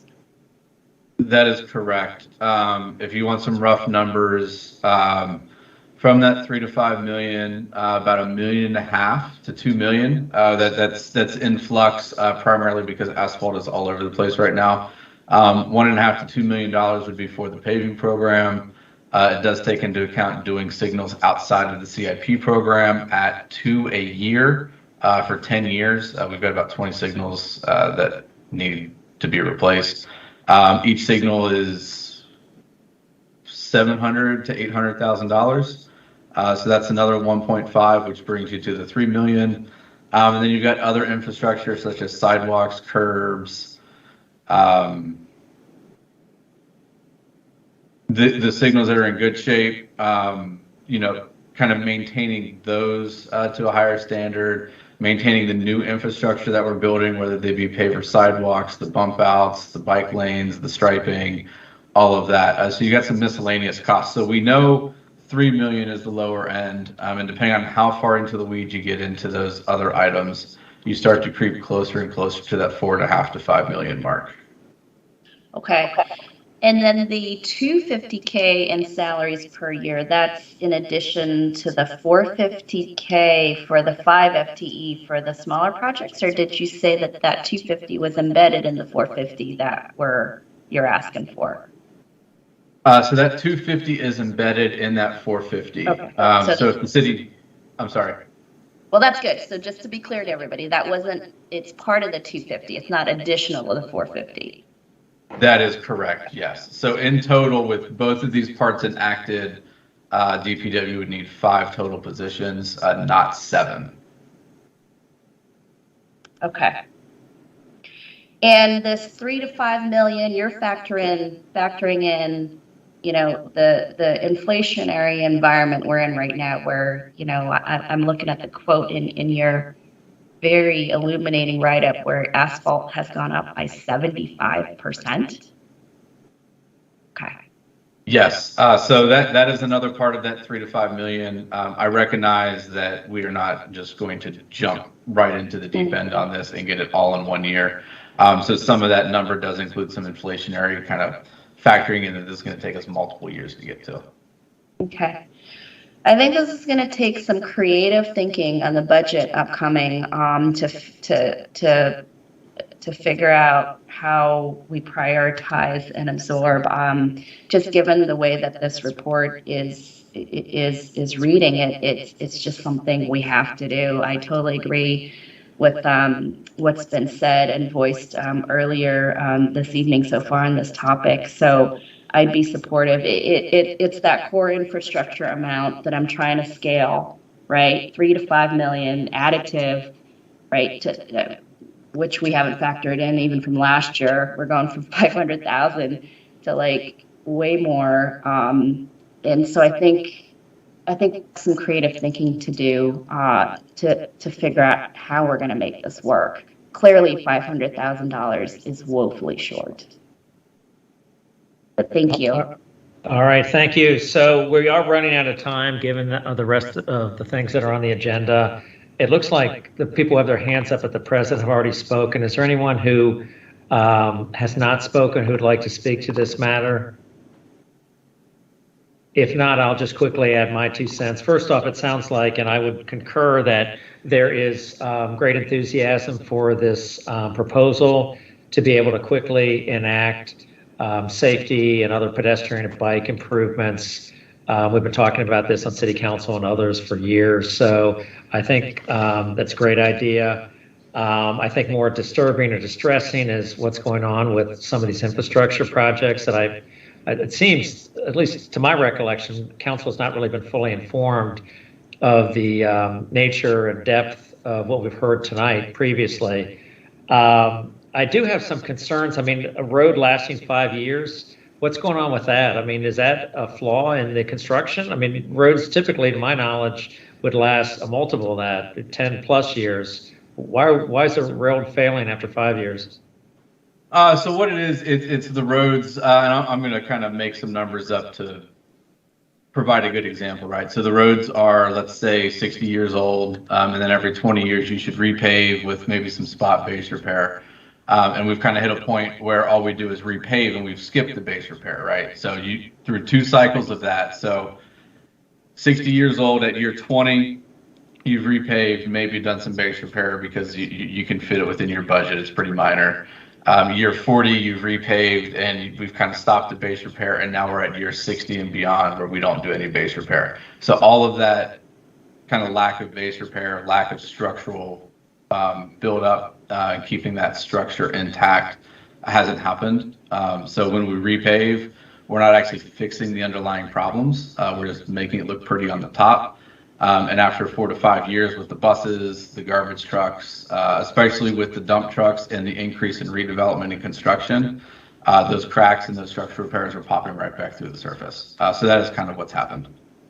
So, I mean, it seems to me we really need to take a step back and figure out where we are with things. I mean, it's sort of the first I've heard that maybe we're not really doing the kind of, full maintenance we need to do, and that we're sort of doing superficial maintenance. At least that's what it appears to me, what you just described. And so I don't know how, deep this issue runs, but I think we need to get to the bottom of it and figure out a plan to make sure we're effectively getting out of this hole. I mean, things like bridge safety, is something that at least I wasn't aware of the full extent of what your photos showed until tonight. Maybe I missed it at some previous council meeting, but I do think there's some real issues that have been raised this evening that we need to get to the bottom of and, fully understand the nature of the problem and fully understand what it's going to take to fix the various infrastructure issues you've mentioned tonight, and whether there's others as well, put them all on the table, figure out how long we're going to be able to do that. What's the time frame to take care of this and budget accordingly. But it sounds like we need to spend some more time on these issues. I would also note, just sort of as an aside, we heard tonight that there's a traffic signal that it's not getting replaced with the Washington Broad project. I would just say, look, those are great opportunities to have the developer upgrade infrastructure that immediately butts their project that's influenced and the project's going to take advantage of. So those are great opportunities to have a developer contribute towards that kind of infrastructure. And I would hate to see those get wasted in the future and not be taken advantage of. Unless anyone else has got anything pressing to say on this issue, I think it would be good to hear more about the latter portion of this conversation in more detail. But I think the former, getting ready and getting on with quick projects is something that I think you have the full support of. And I think to the extent we're able to broaden them, I would certainly support that. I didn't hear anything about any concrete work at all, whether that's just really minor concrete work, to pour a ramp, for a sidewalk ramp or things like that. I would love for you all to expand your capacity as much as possible to give yourself maximum flexibility and ability to address all kinds of traffic issues, not just with the flex poles, but also with, a little bit of curb work as well, if that's possible. But anyway, I think you got full enthusiasm from everyone on this call for that. So let's go on to the last CACT item for us, neighborhood traffic calming update.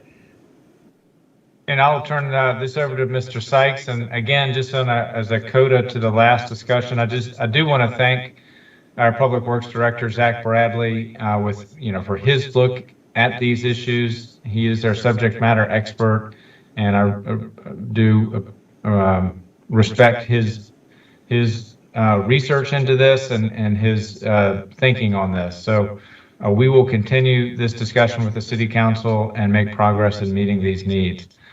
Mr. Sykes is up next. Excuse me. Good evening, Mr. Mayor and members of the council. I'll do a quick summary here of where we are on the traffic calming cases that we're currently involved in. I know there's a lot on the agenda, so hopefully this won't take too long. Basically, where we are right now is the big project that we've been working on for a while is the Greenway Downs Traffic Calming Pedestrian Safety Project. This project is grant funded by the federal government, and VDOT has supervision or administration of the plan. So we need to do submission to VDOT for review. Where we are right now is that we're submitted the 30% plans to VDOT a couple of weeks ago, and we are expecting comments back from VDOT at the end of September. Also upcoming in this project will be a community meeting, which we're scheduling for late October, where we'll invite the community to the meeting to review the plans and ask questions of staff concerning the project. There are a couple of things that are going on in terms of timing. This takes a long time because, again, this is VDOT managed or administered, and lost my paper. Trying to kind of lay out what's planned ahead in the future. Includes things like working with the community on the project right now and working with our consultant, our engineer, to look at the project that's been laid out. And next submission to VDOT is the 60% submission. So overall, the final project looks like this in terms of the schedule. We're looking at final design for late summer of next year of 2023. Construction advertisement in the winter of 2023-2024, with the award of contract in spring of 2024, and actually commencing the construction in summer of 2024. One of the things that we were concerned about has been the time it's been taking VDOT to review the plans. While they give us deadlines, they will say they will have the plans reviewed by. It's been our experience with some recent projects that it's taken much longer than that. So we're a little hesitant to really buy into these dates, but this is what we're shooting for in terms of what work on our end. The next project, if you can go down. Okay. We're also working some smaller things, obviously. One is the Lawton Street Traffic Calming and Residential Permit Parking Project. The developer of the Broad and Washington project made a contribution of $50,000 to deal with traffic mitigation as well as parking in the neighborhood on Lawton Street. We've worked with the community to agree to locate the location of the speed humps. There are 3 speed humps that are being proposed for Lawton Street. We already have those marked in the street. The other part of this is the parking. Lawton already has residential permit parking, but they're concerned about additional overflow traffic and parking from the development. So the signs will be changed to allow restrictions overnight at some time in the near future. It looks like we should have these up in the next couple of weeks. We're working with the contractor now to determine when he'll be there, but it looks like in the next 2 weeks. The other project we're working on is Westmoreland residential permit parking. This is a request for changes to the existing permit parking by residents affected by the auto businesses, as well as the new Mexican restaurant at the corner of Westmoreland Road and Route 29. We are in the process of changing the 2-hour parking to include, again, in this situation, 2 hours, but then prohibiting parking overnight. So these signs are in the process of being fabricated by DPW. Hopefully they'll be installed later this month or early October. We're also installing some signs along South Maple Avenue to prohibit parking by the auto uses on the street at night to store vehicles. So hopefully the new restrictions will be helpful in providing additional parking for residents as well as others. We're also looking at a couple of cases that are pending CACT prioritization. You heard earlier tonight about East Columbia Street, the section between Washington and Cherry. We had an NTC request for that, and we went out and collected data. And could you go to the screen showing the data? Keep on going. Is that the separate attachment, Jeff? I'm sorry? Is that on a separate attachment? Yes, keep going. It should be a part of that. There we go. Thank you. This is the actual data collected by our consultant back in August, 3 days in August. Typically, August is kind of a low time of the year when there's not as much traffic on the streets, people are away and so on. So these volumes may be a little on the low side. Again, data were collected for 3 days, midweek, first part of the month. Total volume, for example, on Wednesday, if we choose that, is close to 3,700 vehicles per day, which is pretty much for a residential street. If you look further down, the 85th percentile speed was around 30-31, with the 25 being the posted speed limit. This basically means that the 31 miles per hour is a speed at which 85% of the traffic is flowing, with 15% generally higher than that. I think what kind of got people's attention, if you look down the very last column, it says maximum speed on the southbound direction, which is 72 on Wednesday, and northbound 57. There's some question about how reliable this is. A lot of times when we do these traffic counts, you'll see an outlier, for example, 72 miles per hour. I don't know how many actual people were going that fast. More than likely it was just one. But anyhow, it indicates that people are speeding on that street. Okay, so that's what we are in this project right now, is that we have a petition which has been circulated within the impact area or study area, supported by at least 51% of the people. The CACT will be considering this project as well as the next one at their October meeting in terms of talking with the working group and the requester and trying to look at solutions. It's probably a pretty foregone conclusion, especially on this street, that more than likely speed humps would be the solution. You can see it's fairly narrow street. There's a yield street basically. There's parking on both sides for a good portion of the street. We're trying to work with the people on trying to come down with a good solution to address the problem there, and there is a problem. This is higher than a lot of the streets that we collect data from in other streets in the NTC program. The last thing we're working on, not the last thing, but the other project is currently we have data for, if you'll scroll down, is Gresham Place. Now this is kind of apples and oranges between Columbia Street.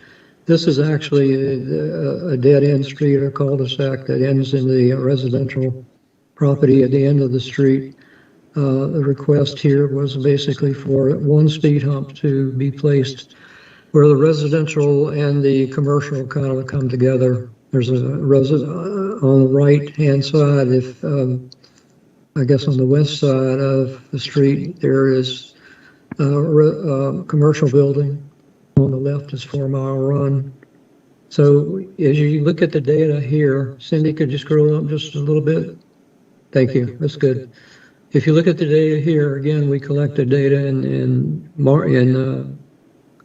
Wednesday, the 10th of August, and then the Tuesday and the Thursday. This is the total volume, almost 200 cars a day.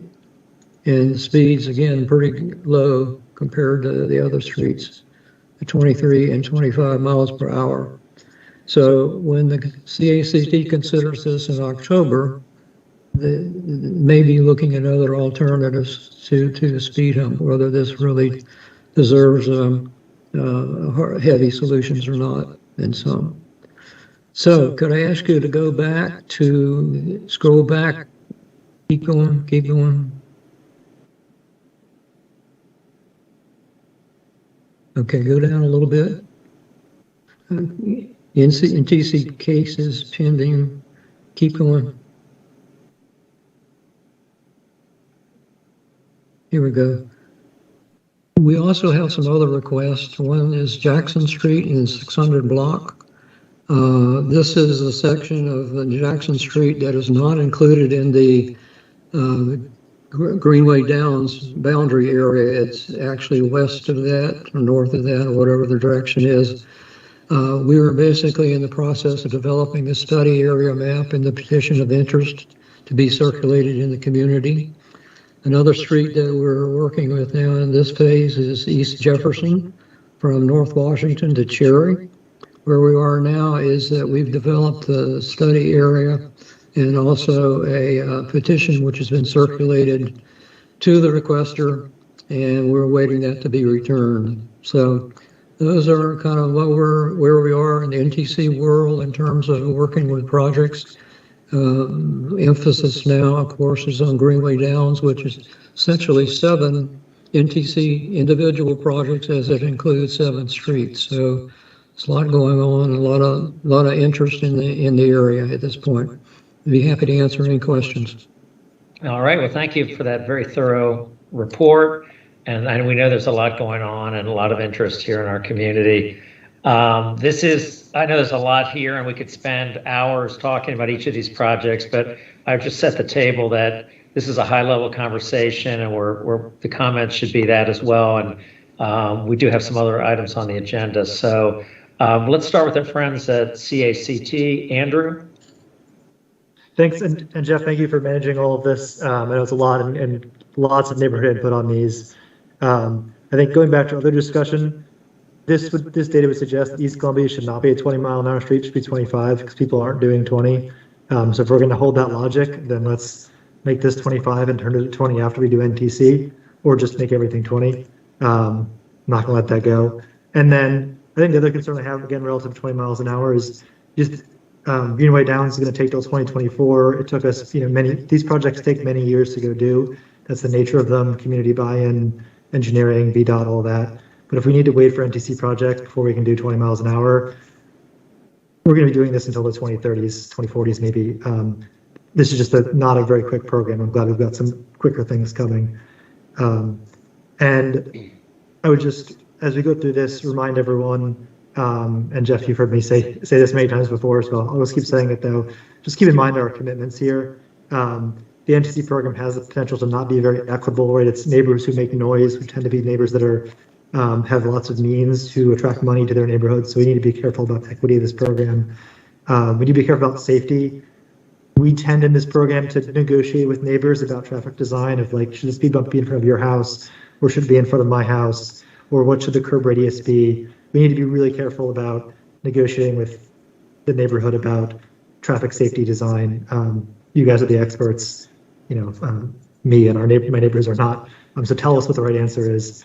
And then keep to other commitments too. The bicycle master plan requires that whenever we do a project where there's a bicycle route in the plan, that we evaluate, look at the data, get public input, come up with options about how to implement the bike master plan there.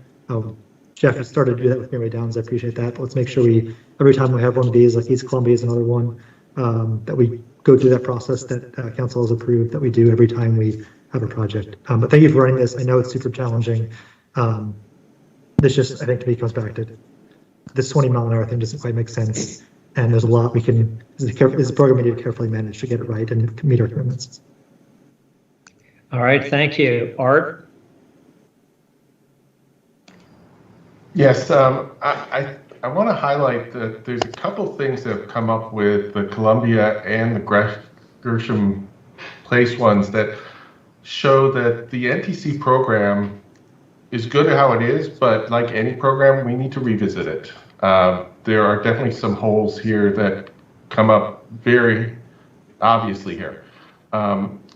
With Columbia, for example, you have multiple cars going over 55 miles an hour. There's a huge issue here. And if you scroll down to the list of comparisons, we have traffic data on Great Falls, and we have traffic data on, keep coming down, and on Columbia, it's all the way at the bottom. And if you look at the raw numbers, Columbia is worse in every single way than Great Falls. Keep going down, but Columbia is considered a medium, and Great Falls is a high. And somehow the risk of injury is tremendously higher on Great Falls, even though we're talking about really, really bad numbers on Columbia. There's something going on here. There's something that needs to be revisited to say, how are we prioritizing these things?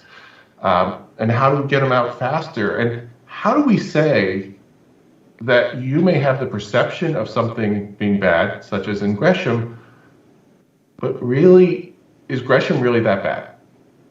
Is Gresham really worth us putting a whole bunch of effort into, or should we just, add some parking on one side and just to pinch it down? So I think this highlights that we have a program. It's probably time for us to put the effort into revisiting it and saying, how can we improve it? I think the number of items is actually low compared to the desire out in the marketplace, and it's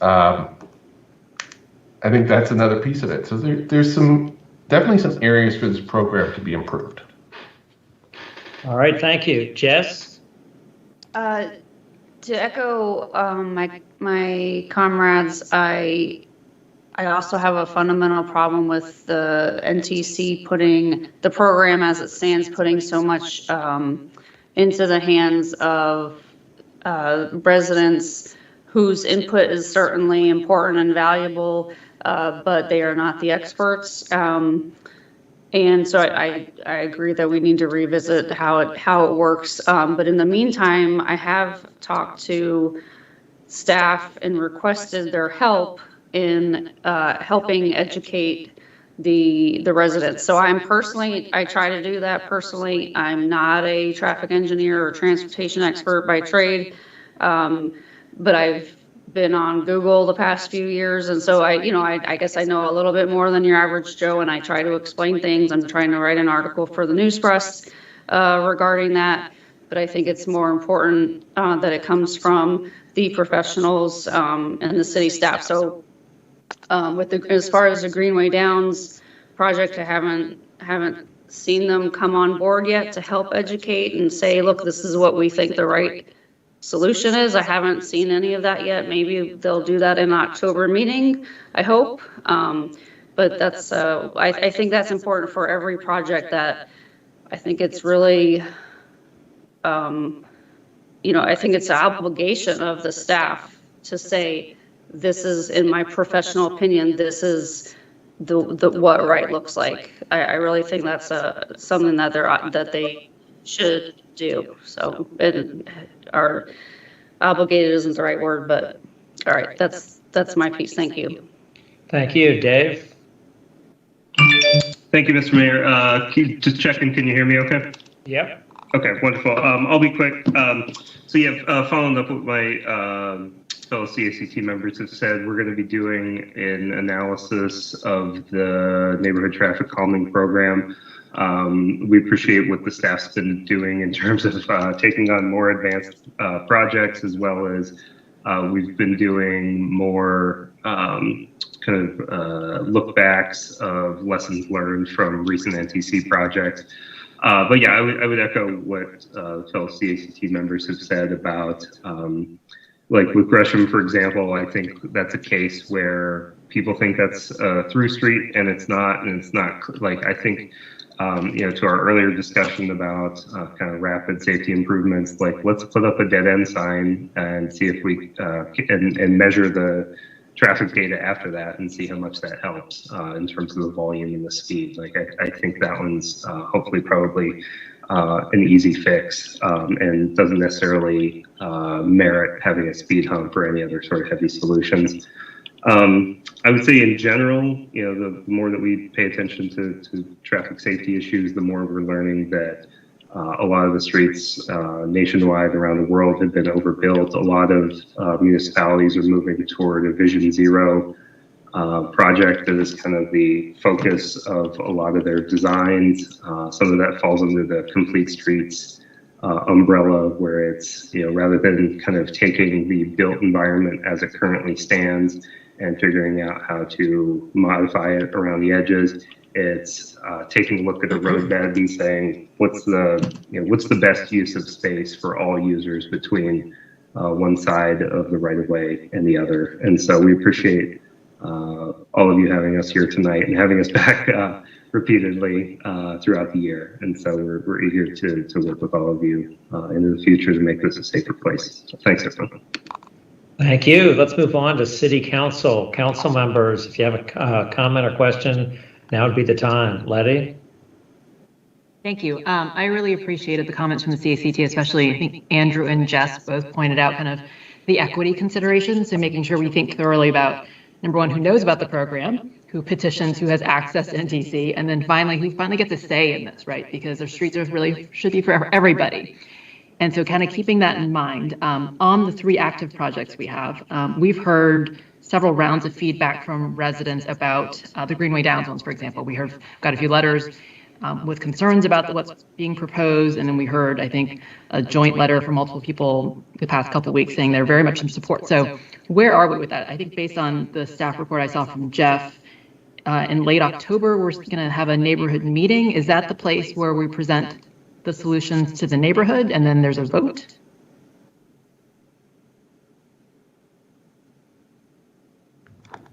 Question for maybe Jeff or Wyatt or Zach, I guess, or maybe Cindy.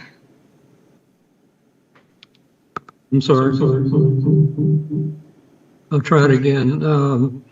In October, we're supposed to have a meeting of the working group and then anyone else in the community willing who wants to come. The idea there is to present what we know from VDOT in terms of what the VDOT will accept and not accept. Also, hopefully we'll refine the ability to have curb extensions, which have been shown in the plan, which are being analyzed by our consultant to really finalize the location and size of them.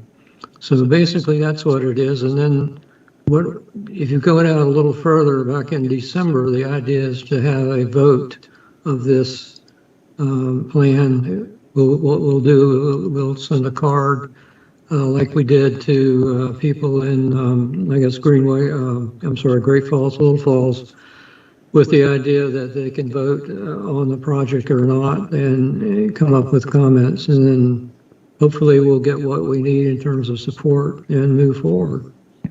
So that's great. Hopefully we stay on track because we've been talking about Greenway Downs for a while now. And the genesis of doing such a large scale kind of NTC program is to make sure that we are treating all those streets somewhat equally, so we don't create a whack-a-mole situation. You don't want one street to have a lot more and then one street to have a lot less, and then you create kind of cut-through traffic on the street that has a lot less. And so I would just make sure that we are cautious about, while we clearly want input from the neighborhood, we are cautious not to water down what's proposed. So if the data merits certain traffic calming solutions, let's propose that, because I do worry that if you're going to have a certain street that's going to be more vocal about it, you're going to create pretty inequitable traffic calming approaches in that entire neighborhood, and which will kind of undo the intent of what we're doing, right? Which is try to tackle an entire neighborhood and all those cut-through streets off Route 29 all at the same time. Right. So I'll just end with that comment. I did have a very specific question on Westmoreland, so I appreciate staff's comments and work on what we're doing there to address some of the concerns. In the spirit of tactical urbanism and in light of how supportive we all are in trying to invest in more agile solutions, one of the comments that I get a lot of that I'm actually most sympathetic to is people blocking the mouth of Westmoreland. So we have a couple of no parking signs from here to the corner. I do actually see examples of that from the pictures that I've been sent by that neighborhood. And I do think that's actually a valid safety concern because it does block visibility for people turning in and out, as well as pedestrians who use that crosswalk. And so really quick idea. So if we can fund kind of a quick tactical urbanism idea, is to just put up 2 bollards that physically prevent people from parking at that corner so that you don't have cars obstructing. Like, that is a simple, elegant solution. It doesn't require getting police officers there at the right time to ticket people who might be parking at that corner. And so those are the types of creative things that I hope we can do if we can fund that kind of $450,000 that Zach proposed in the previous item. So thank you for all the work on NTC. It's certainly a high profile and very important program. So appreciate staff's work on this. And let me know what you all can do about that Westmoreland idea with the bollards. Okay, thank you. All right. I don't see any other hands up right now, and it is time probably to keep moving on. Whoop, there comes Phil. All right, Phil, last word on this topic. I just want to second the motion on what Letty said about Westmoreland. I try to go by there 2 or 3 times a week, and it seems like the main problem is parking in that one spot that's right at the corner. And if we could put up a couple of bollards like she suggests, that would ease an irritant that is a legitimate irritant. So I support that too. Thanks. All right, thank you. So with that, why don't we wrap up our conversation with the CACT. Once again, our thanks to you all for the great work you do and the great interest you have in making Falls Church a better place to traverse, whether by foot, by car, by bike. These are really great conversations to have, and we look forward to further collaboration with you and with staff. So thank you all. With that, I'm also going to suggest we take a 10-minute break and reconvene at 9:48. So thank you all again, and we'll take a short recess and be back at it shortly. Thank you. Thank you for having us. Thank you. Thank you. Thank you.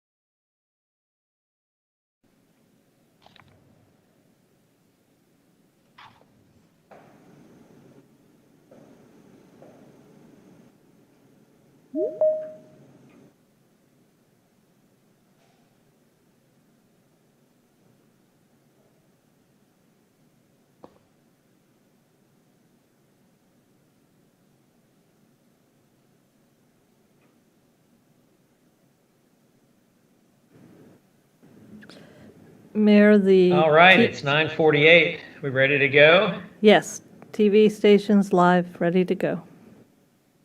Yes, I believe we are. Cindy, are there any other preliminaries we need to do before we start? No, we're good, and I've confirmed we're broadcasting. Thank you. Let me just confirm that cameras are up, etc. All is good. All right, Cindy, you're muted, but maybe that doesn't matter. Let's go on and get on with the next item on the agenda, which is regional all hazards plan briefing. Mr. Shields, who's going to do the honors for that? Mr. Carter, our Emergency Operations Manager, will provide the briefing on this. And I will just note Mike Stady, his deputy, is on this call as well. And we do have DPW folks who have an interest in this as well. Adoption of this plan is one of the things the council can do to help the city with its community rating score for flood damage avoidance in the city. And so that's one other bit of context. But let me turn it over to Mr. Carter for the briefing on this. Yeah, thanks, Mr. Shields. Good evening, Mayor Charter, Vice Mayor Hardy, and members of council. I know we're kind of up against a time constraint tonight, so I will be very brief in my comments about this 2022 Northern Virginia Hazard Mitigation Plan. But I don't want my brief comments to impact the importance of this plan, nor do I want it to, not show how much work has been put into this. My deputy, Mike Stady, has put over a year's worth of work into developing this plan by working with our members internally and working with our partners externally to really put the city in a good place. The plan itself, if you're not familiar with it, the Federal Disaster Mitigation Act of 2000 requires communities to update their hazard mitigation plan every 5 years in order to maintain eligibility for the Federal Emergency Management Agency, FEMA's Hazard Mitigation Assistance Grant programs. The Northern Virginia Hazard Mitigation Plan's goal is to eliminate the long-term risk to human life and property from known hazards such as droughts, floods, winter weather, high winds, and other major disasters. The hazard mitigation efforts could include projects such as flood channel clearing, road bridge design changes, property buyouts, building code changes, or different types of public alert systems. The top three mitigation efforts that we have in the city by order and based off of our history. Number one is winter storms. Number two is flood mitigation. And number three is high wind and severe storms. Where we are right now with the plan, it's in public comment period. So we're kind of closing down on a December finishing date. You can find that public comment section on our city website and various social media outlets that we have. I'm relatively confident that the plan that's on there right now will be the plan that we go forward with and you adopt. But this is just a period in which we do give our community the ability to make comments about the plan if they want to. In the staff report, from 39 down to 47, you will see what is left in order for the hazard mitigation plan to be completed. So I will not go into that, as you can read that for yourself. There is a fiscal impact to the city, and that's from 49 down to about 53 or 54. on the staff report, but just briefly for that, I know there's been a lot of talk tonight about bridges and other things that need to be updated. So by having this plan in place, we are eligible for any type of FEMA mitigation grants that are out there in order to help, take care of some of those issues we might have in the city. Also, any natural disasters or any even man-made disasters where the city has to ask for reimbursement from FEMA. That does give us the ability to do that by having this plan in place. There also is a national flood insurance program that the city does take part in. I know Zach is on this call, and if he would like to kind of go more into that, I will give him the opportunity at this time to do that. All right, Zach, any additional words you'd like to make? I believe Mr. Bradley may have stepped out of the meeting at this point. All right. Okay. Officer Carter. Well, I'll I'll just let you know really quick. Since he's not there, by having this in place, the city keeps a community rating of a class 6 from the community rating system, which is under the National Flood Insurance Program. With that, all flood insurance policyholders for the city get a 20% discount. So that's all I have, Mayor. Like I said, I know you're running short on time, but if there's any questions, I'll be glad to answer them now or later. All right. Well, thank you very much. Let's see if there are any questions or comments. Anyone on council have anything they'd like to ask Officer Carter?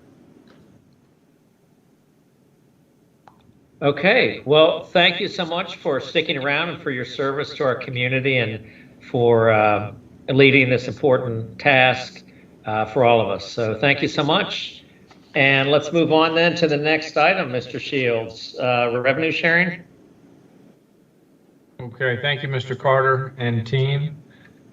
So Ms. Bawa will provide the staff report on this, but let me just, by way of a quick introduction, the Budget and Finance Committee, chaired by Council Member Mary Beth Connolly, with Caroline Leon, Council Member Leon being our second member to this committee. It's a joint committee with 2 members of the school board, and city staff and school staff join these meetings once a month. In the aftermath of the adoption of the FY 2023 budget, there was kind of an after-action review of what went well in that budget process and where there are areas that we could improve. And one of the things that came out of the discussion of an area that we could improve is to put down on paper and memorialize our approach on revenue sharing between general government and the school administration. With the turnover in the school board, just as an example, that would be a useful resource for them to understand that process and be able to discuss it and have questions about it, but at least from a common starting point of common language to describe it. In addition, there was an interest in having language that would help us address years in which there might be a change to tax rates, either an increase in tax rates or a decrease in tax rates. So we'll walk through the ideas that are captured in this document. Our goal was to keep it very short and to keep it concise and high level so that it's easy to understand, but also not getting too down in the weeds, which creates areas of potential disagreement and things that are probably best worked out on an individual basis each fiscal year. But the principles have worked, I think, pretty well for the city council and the school board over the past 3 budget developments.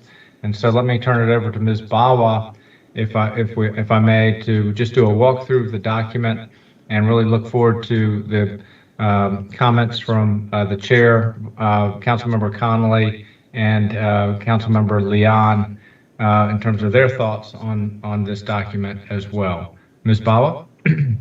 Good evening, Mayor, and good evening, members of the council. So we have in front of you a revised document to the one that was printed last week, and this includes feedback and discussion that was had at the Budget and Finance Committee on Friday. And I believe the document that's being shared on the screen is the revised document. So this document lays out informal principles for sharing of ongoing funding revenues as well as one time for the general fund tax revenues. And as stated earlier, for the last 5 years, this understanding, informal spirit of revenue sharing has been in place. There was discussion on whether this document memorializes or it also is looking at a prospective approach as to commitments in future. And the understanding is it does a bit of both. So some language has been reflected in upfront to state also that the revenues are addressing not only the general government for the benefit of general government and schools, but also in the context of the impact on the taxpayers. So like a three-pronged approach. As we scroll down the upfront on rows 23 onwards, it states the role of the city council as well as the school board and as mandated by the city charter statutory requirements. Then the next paragraph and below, which has points 1, 2, and 3, kind of states the numerator of the equation, what it is that is included for splitting which specific tax revenues are in and which specific tax revenues are excluded. The split is a 50-50 split that has taken place between the school and general government after accounting for leaving aside specific designated state revenues, specific purpose funds. Those are like charges or fees, grant funding, license and permits. So those that are set aside for specific purposes, the remaining general tax revenues are split. Section 3 talks about year-end revenue surplus sharing, which has also been consistent in the last few years based on after accounting for any necessary contributions that have been done to meet the fiscal policy on unassigned fund balances or the city reserves. Year-end underspending is retained both by the general government and the schools on their own sides and spent on one-time expenditures. There was discussion on how, since in fiscal year 2020, that was 1 year where we actually had a shortfall because the last quarter of that fiscal year had the impact of COVID. And so there was a discussion on Friday about how such years have been addressed and what is the understanding going forward on years where we may have a year-end shortfall. So that has been put in item number 3C, that both the general government and the schools have an understanding to not just share the year-end surplus, but also the shortfall during challenging years. And the following note addresses how those were addressed, and then the school's subsequent year's budget allocation was decreased, and they absorbed that in fiscal year 2021. The last section, as Mr. Shields stated, talks about the years where we have the tax rate increase and tax rate decrease, kind of just having some basic understanding as we go into the years, the next year's budget developments. In fiscal year 22 and 23 specifically, the tax rate, the real estate tax rate were reduced. And that is something that comes off the top, and then any funding that is the revenues that are left are subject to sharing between the two entities.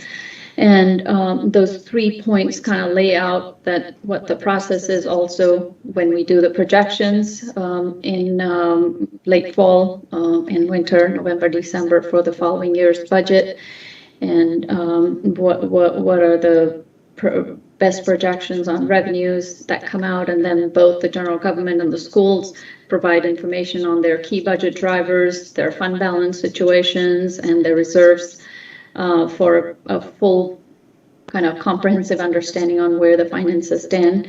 And with that information, the city council adopts and provides budget guidance to both entities on and some sort of a direction on the tax rate for the next year's budget.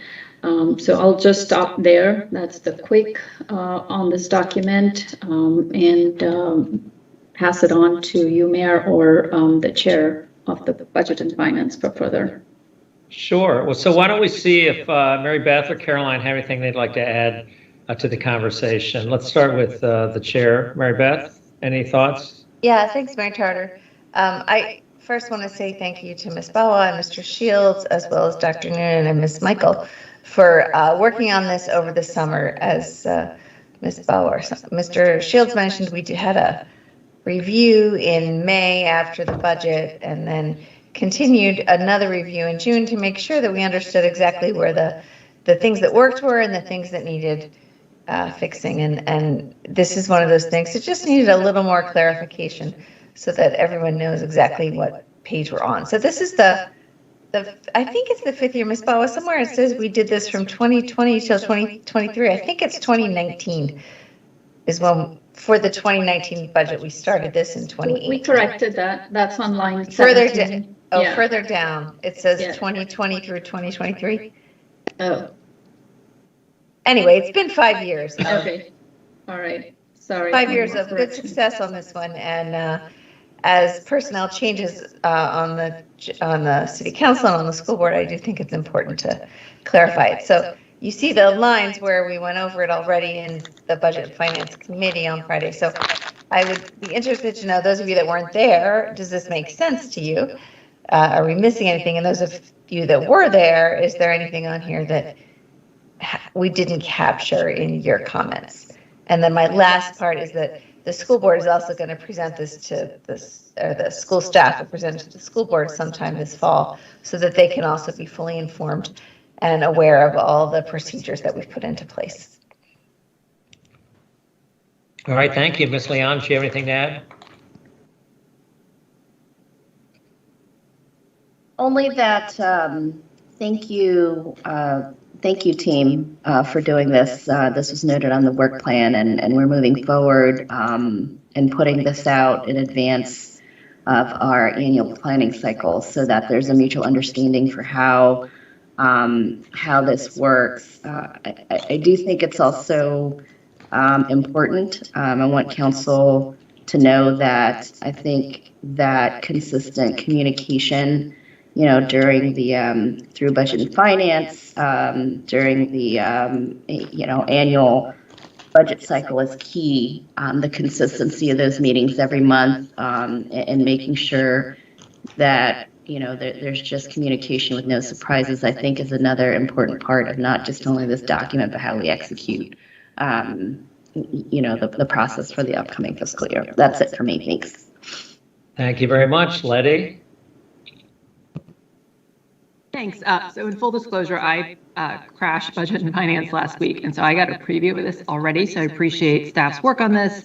I know that in order for those meetings to go smoothly, there was probably a ton of work behind the scenes between general government and school staff, so thank you for getting to this in a good place. So as I think about kind of being one of the council members here, and half of you are in the same place, who's kind of seen it kind of pre-revenue sharing and post-revenue sharing, clearly the past couple of budgets have been much more smooth because we have this kind of understanding.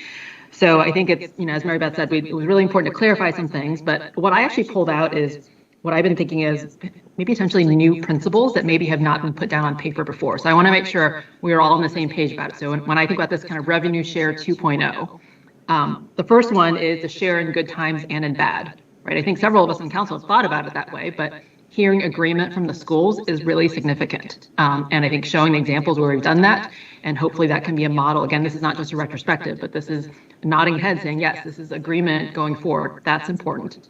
The second kind of major, I would say, significant change in this 2.0 version is the taxpayer being at the table, right? So we've always thought about revenue share as a 50-50 split, and we can debate whether 50-50 is the right split in light of all the needs we already heard about in Public Works just now. But the fact that the way I've been thinking about it is actually maybe it's a three-way split, and I think that's what Karen alluded to, or maybe it's a two-phase split. The taxpayer consideration needs to come first. And then after we think about, for example, in this past budget, we wanted to undo the CNI tax that Wyatt proposed. We wanted to expand senior tax relief in light of how much property assessments were going up. And so we made that taxpayer consideration. And then with the leftover revenue, there was a split between general government and schools. And so kind of laying that out as kind of the thought process is really important, because at the end of the day, we have a fiduciary responsibility to taxpayers. And, you know, frankly, I think 10% year-over-year budget growth and tax impact growth isn't really sustainable. So I think laying that out as part of this document of this is how we've done it so far and this is what we recommend going forward is really significant. So I want to make sure that those 2 points were very salient for everybody, because I do think that having agreement on those principles is important for us as a council. So thank you. I just wanted to reiterate, I think, what was discussed in that Friday meeting and make sure that for everyone who wasn't in the meeting, you all had those same takeaways. All right, thank you. Mr. Duncan?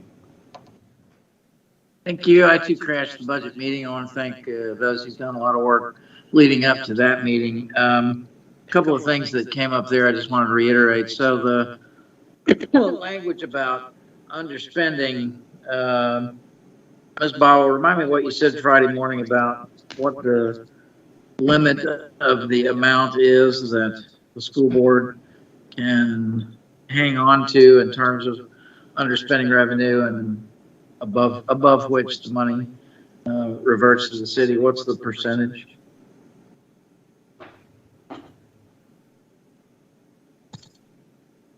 Okay, so the school's fund balance policy is that at the end of a fiscal year, their fund balance is not to exceed 2% of the ensuing year's budget without the contingency amount itself included in the calculation. So they do have a line item where they have a use of fund balance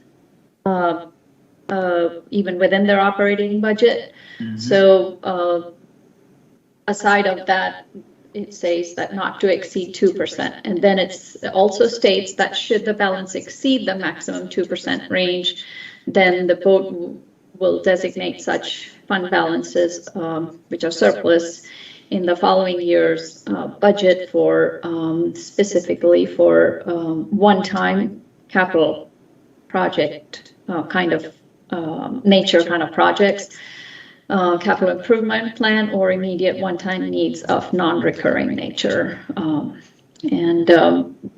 Due to some changes in expenditures during COVID, they have had a balance which is in excess of the 2%, and to meet their policy, they had a plan on expenditures on some one-time needs, and in fact, I think started expending as well already. So that'll be an update that'll be brought to council as part of the joint meeting with the board and the council in December as we go into the next year's budget planning.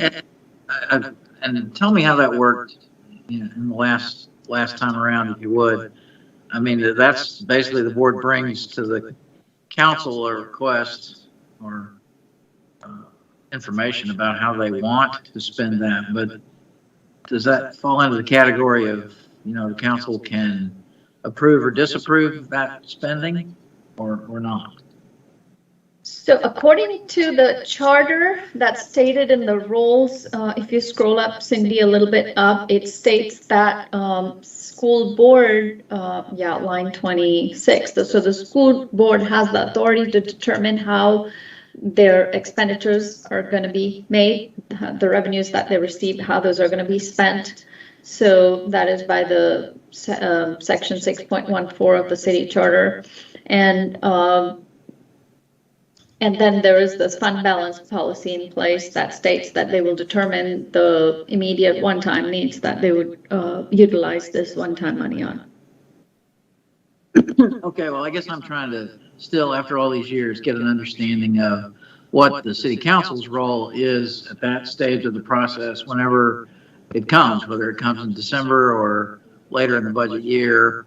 I mean, we don't want to, as a council, don't want to, not allowed to dictate, you know, the spending of the school board. But if it's not, strictly speaking, revenue, rather a surplus or underspending in excess in deficiency of plan or whatever, is that the same thing? I mean, does basically the school board have the authority to determine and to plot out and to expend whatever they so choose in a situation where the year ends with underspending or, expenses that are less than planned?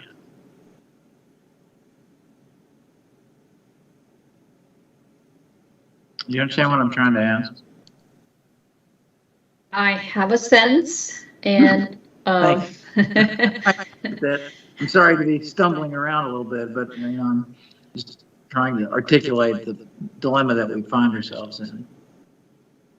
yeah, and even they specify in the fund balance policy, it could either be due to revenues that are in excess of their revenue budget or due to underspending in expenditures.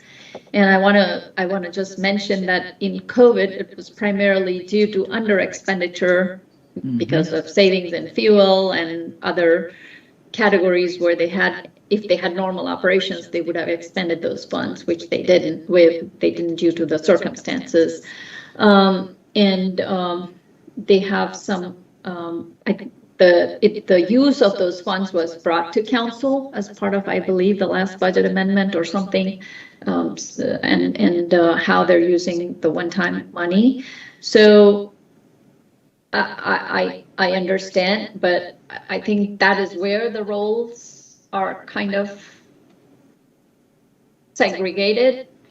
And if my understanding is if the schools do not have any other one-time needs that those funds could be used on, then we would have to address that as part of the next year's budget. Okay. Well, obviously we're not going to solve this tonight. I guess I'd like to learn more from our city attorney, or perhaps our new city attorney, if the current one doesn't want to get into this thicket. But, obviously, if we have to be guided by what the charter says our roles are and responsibilities. If, it's nice of the school board to let us know how they plan to spend their money.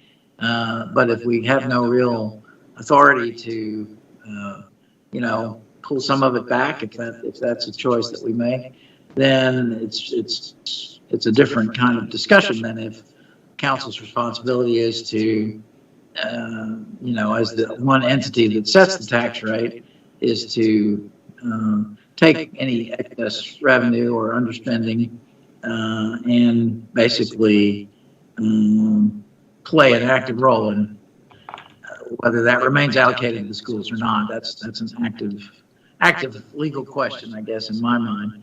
Second thing is also talked about on Monday or Friday's meeting was what Ms. Hardy brought up about, who's got a seat at the table.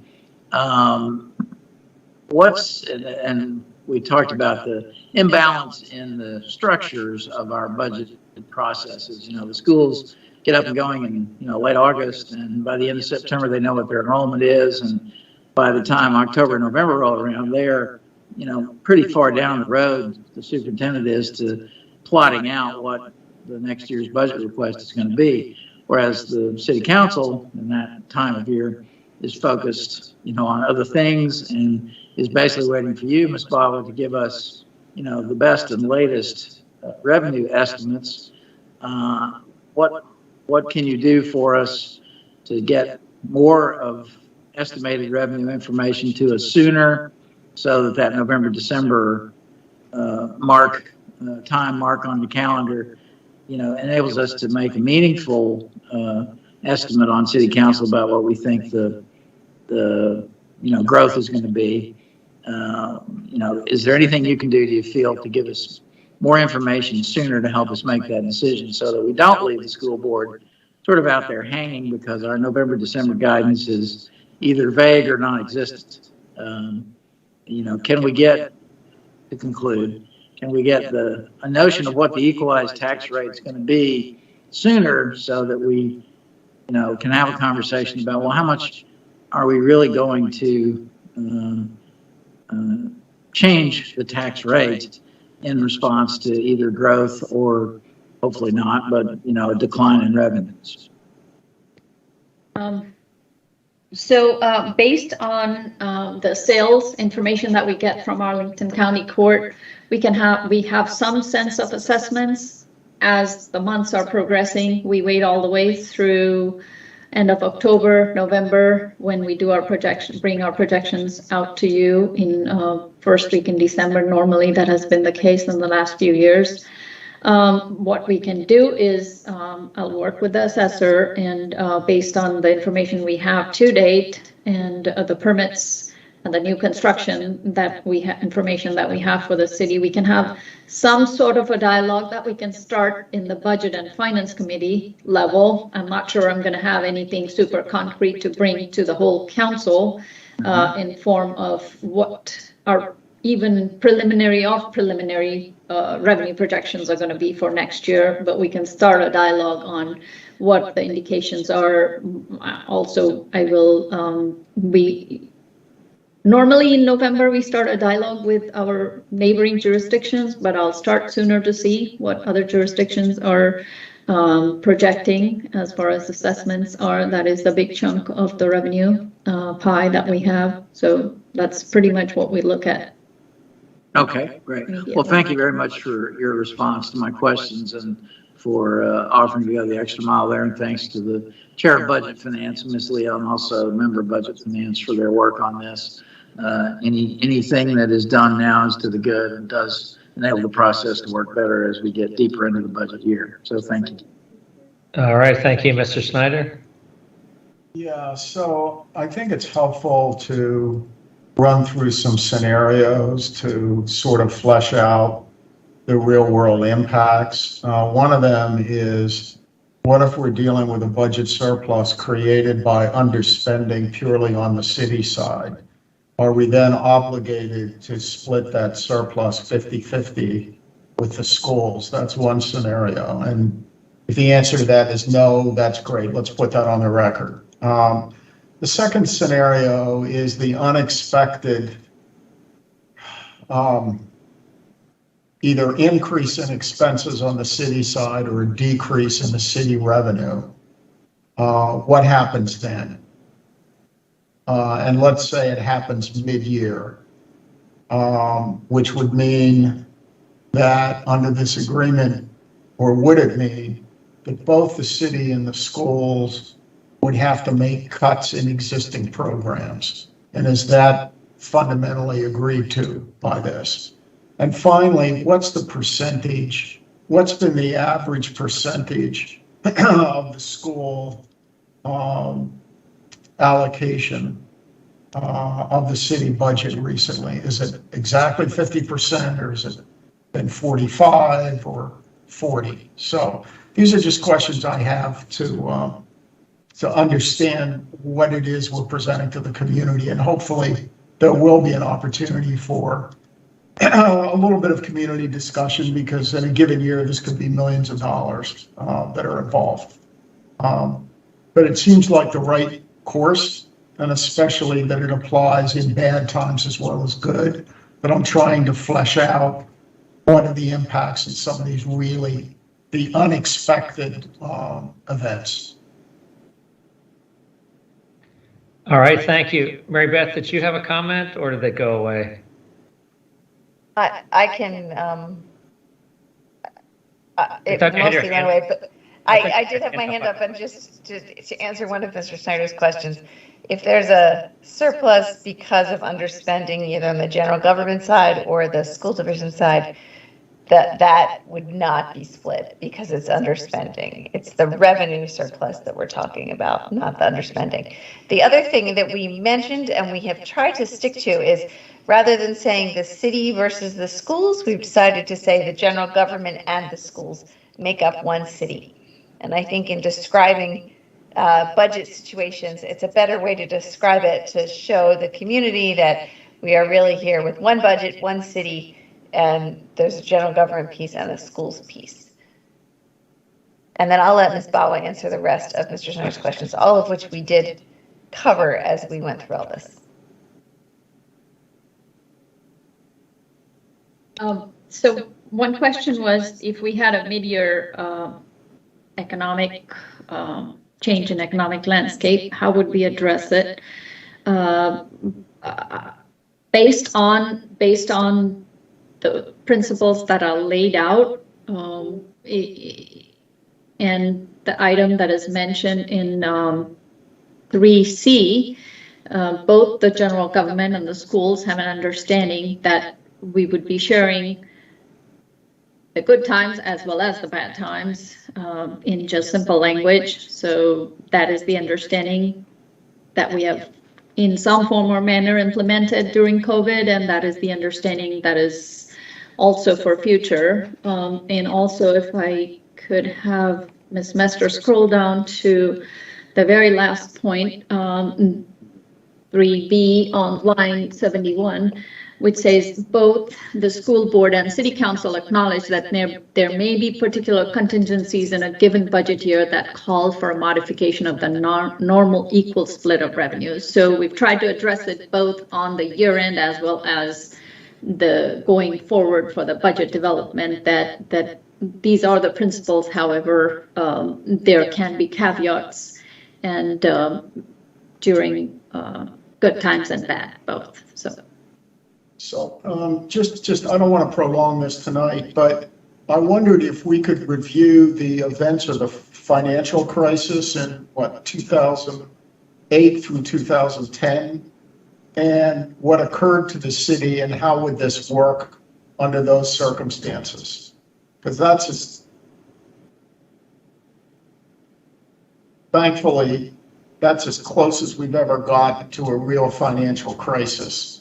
That combined with the water system issue and things like that. So I'd like to maybe have that scenario played out against this agreement. And obviously it doesn't need to be tonight, but I would appreciate a little follow-up on that. That would help me feel that we've, within the range of potential negative scenarios, we thought about the pandemic negative scenario. The other one that was actually financially worse for the city was around 2000. Wyatt, correct me, was it 2008, 9, 10, 11 in there?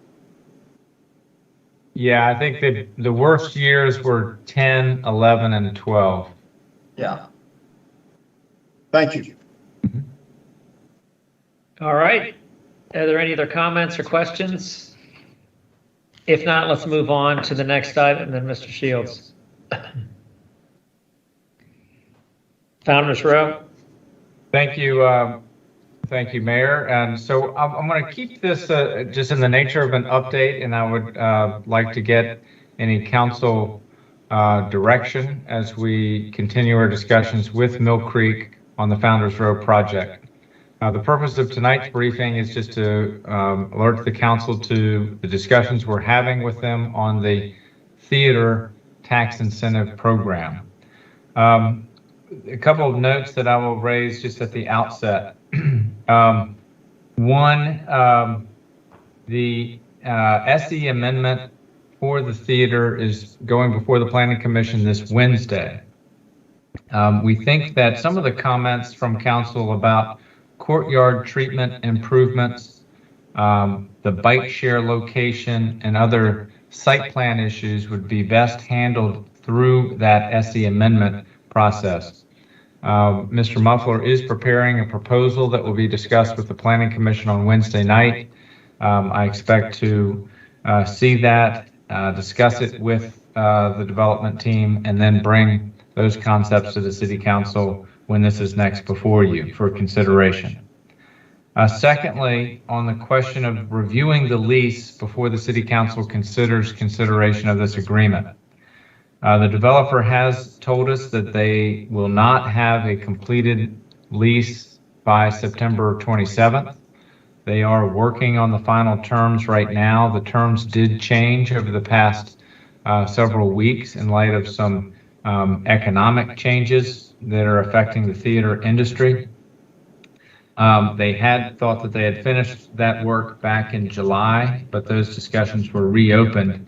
And so that work on the lease is still ongoing. What the developer has offered to do is to send us the terms that they're discussing, the form of the lease, and to provide that information to us before the 27th. In addition, they've offered a meeting with the theater executives so we can talk with them directly to understand directly with them in terms of their plans for this site. So that's an update just on the status of the lease. Now, I'm going to talk about milestones in just a moment. One of the conditions of this agreement is that the lease would be fully executed within 30 days or by October 31st of the council's action on the incentive agreement, if the council does take that action. Ms. Mester, I have just a real simple slide as just a way to discuss the milestones. And so just as a quick summary, this has been a key area of concern for the city. So in these milestones, the black text is where the developer is right now. The blue text is where the dates were on the term sheet that was discussed back in March earlier this year. And then the red text are new milestones that the developer has offered. So executing the lease, that would be by October 31st. The former date was October 30th. For each of these milestones, if the milestones aren't met, then the agreement is basically terminated. The second one is a new kind of interim milestone by which the developer would submit design development progress set of theater drawings to the city. These would not be issued, complete building permits, but at least the initial plan set by the end of this calendar year. The complete building permits would be issued by March 30th, 2023. That's 3 months later than the earlier term sheet date that was discussed by the council last spring. Another interim development milestone would be the developer would complete the theater improvements by March 30th, 2024. That's 3 months after the original date of December 31st, 2023. There is a concern the theater may choose its opening date based on what's happening in terms of products that are available or grand openings or premieres of movies. And so the developer was willing to be held in terms of when they get their certificate of occupancy and have completed the work, but the theater operator would then have until May 31st to actually open the theater to give them, what they're requesting is that additional 2 months of flexibility after the milestone completion date. So that's just a summary of where those terms are in terms of the most recent discussions. Secondly, I'll just note the other kind of key terms that the developer is asking for discussion with the city. One is proration, and that would means that the incentive would start when the theater opens, as opposed to on the first full fiscal year after the theater opens. So the 30-year term of the agreement stays the same, and essentially their argument is they're just moving it to when the theater opens, as opposed to having kind of a lost leader from their perspective in terms of the incentive for if it happens to be half a year or whatever the case may be. Up to that first fiscal year, they're asking for the incentive to start as soon as the theater opens. And then the last issue is a provision that they've asked for, that in the event that the city, for citywide policy purposes, should increase the admissions tax for this theater, whatever proceeds are generated by such an increase in the admissions tax would then become on a proportional basis part of that of the incentive program. So there's a lot of text in the new draft dealing with proration and the scenario where a future city council over the 30-year term of this agreement should increase the admissions tax to try to address those two issues. But that's, in the simplest terms, that's what those two things would do. The last thing I will just note, when this is next before the city council, the developer will want to give you a full briefing on the status of the retail build out. I will just share with you from the city's perspective, here's what we are seeing on the building permit activity. So there are 3 restaurants, Chase and Tails, New, and Role Play Vietnamese Grill. Those building permits were issued in May, and each of those tenant fit outs are under construction right now. The developer has indicated to us that those 3 restaurants will be open in November. I'm just relaying to you the status of permits. The office space in the project, if you'll recall, there's 5,000 square feet of office space on the 2nd floor on the eastern part of the project. Permits have been submitted and are in plan review. The Ellie Bird restaurant in the project, the permits have been submitted and they are in plan review. Koyo Matcha permit applications were received in mid-August. They're under review. And then a Club Pilates use is, those permits are in initial review. So that's what the city is seeing in terms of permit activity. Again, I think the developer, it's in the Economic Development Office's report. I think they provided a retail report that the developers provided, and he can give that presentation to the city council when this is formally before you for your consideration. Those are the things I wanted to update the city council on, and look forward to your direction on this as we are currently working to have this before the city council for consideration at your next meeting. That's the advertised deferred hearing date of September 27th, next Tuesday. Thank you. Mr. Snyder? Yeah, a couple questions. So I think a little bit of history about what the city has provided to the developer to get this theater over time. This is not the first time that the city has been called upon to make additional concessions to the developer. Meanwhile, the developer continues to occupy the residential areas. So I think when this is presented, or I'd like to see a little bit of history here as to how much the city has given back to the developer since the project was originated. So that would be helpful to know. The second thing is just a point of frustration. I mean, so when are the restaurants supposed to be open? It's one thing to pull permits, another thing is to have an open restaurant. So when are we going to see progress? Because I continue to walk or drive by that facility and there's nothing going on commercially. So when are we actually going to see that? And then finally, like the restaurants, these things tend to appear and then they disappear. And then there's a request for more delay. When is this going to be resolved? And if this step resolves it, we get the theater, whether I like it or not, I don't want to lose track of what the ultimate objective here is. But if this becomes the springboard for more delay and more subsidy, we got to communicate that that's at an end, and be prepared to enforce that at some point. But really, that's all. I just hope that it works this time, but I'm very skeptical based upon prior performance. Thank you. Other comments or questions? Letty? Thanks. Good, you have the milestones back up. So I guess why I appreciate seeing kind of the new ones we're proposing, so it's not just the original ones with dates pushed out. I guess to Dave's point about kind of showing proofs in the pudding, right? Like what's the progress that we're going to ask for, given that things have pushed out so many times.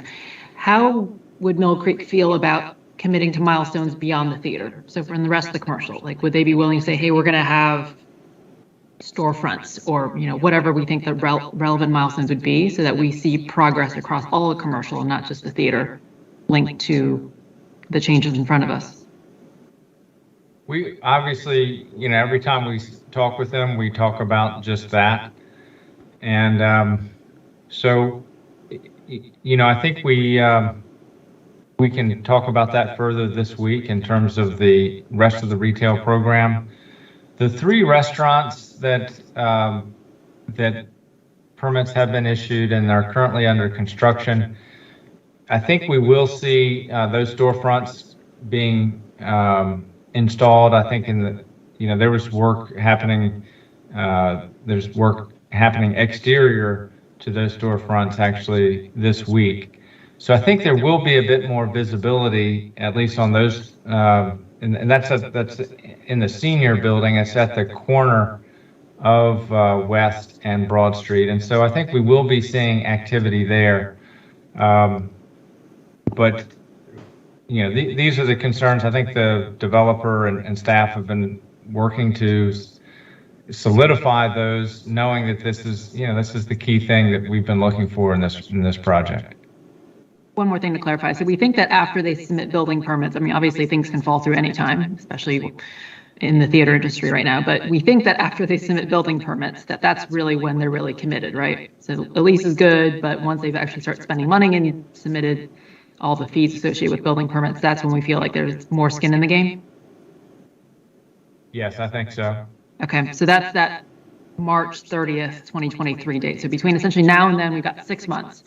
And so if we were to ask for additional milestones, I guess I would say, let's figure out between 1, 2, and 3 in there. Like, are there other things that we can hold them to continue showing forward progress between now and March 30th?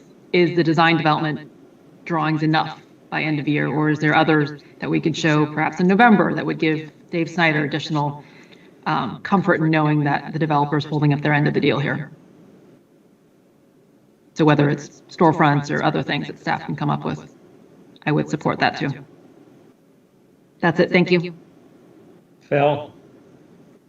Thank you. 2 questions to Wyatt. One, is Mill Creek still offering to hold back an additional number of residential units until such time that the theater and the other milestones are met? Is that still part of their offer? So what those terms are is 25 residential C of Os are held back until lease execution with the theater. Mm-hmm. And then in addition, residential COs are held back pending 50% of the retail build out. Okay, so going back to our original SE, or at least the one that we are operating on now, is that an increase in the number of residential units that are held back, or was that always part of it? Was that number always what they were going to offer?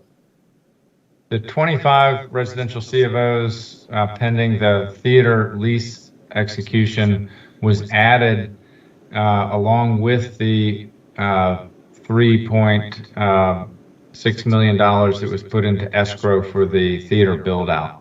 Gotcha. Okay. So all right. When the council took that action, that was the additional provision that was added at that time. Okay. Second question, you mentioned that a meeting with the theater operators is part of the possibility. I think that would be a good thing. That would be fairly unusual. I don't remember. Well, I guess, we've had some conversations with basically the anchor tenants of prospective buildings, and Harris Teeter people come to mind in the past years. But have you given any thought to, what kind of meeting that would be? Is that a meeting with staff? Is that a meeting with a selected group of council members? Is it a meeting for everybody in the community? What's the nature of that? Because that meeting could have, a real good potential to begin to develop a relationship with a theater operator that right now we're, a little squeezy about because we're just not sure. What have you thought about that meeting? Well, one, I think the council should be aware that there has been interaction between staff and the theater operator over the past several months on details of the project, obviously, and the sign package for the theater and things like that. So there has been communication. I've not been directly a party to those communications, but the purpose of my meeting with them would be just to, if we're going to ask our governing body to take action on this economic development incentive, which is a very rare thing for the city to do, having some direct interaction with the C-suite of that entity, I think would be helpful, just so we have an understanding of better plans and can hear that directly. Okay, I agree with that. So you're basically saying you're going to elevate it from theater staff to theater you at this stage. Is that what you're planning? That's what I've asked for, yes. Okay, great, thank you.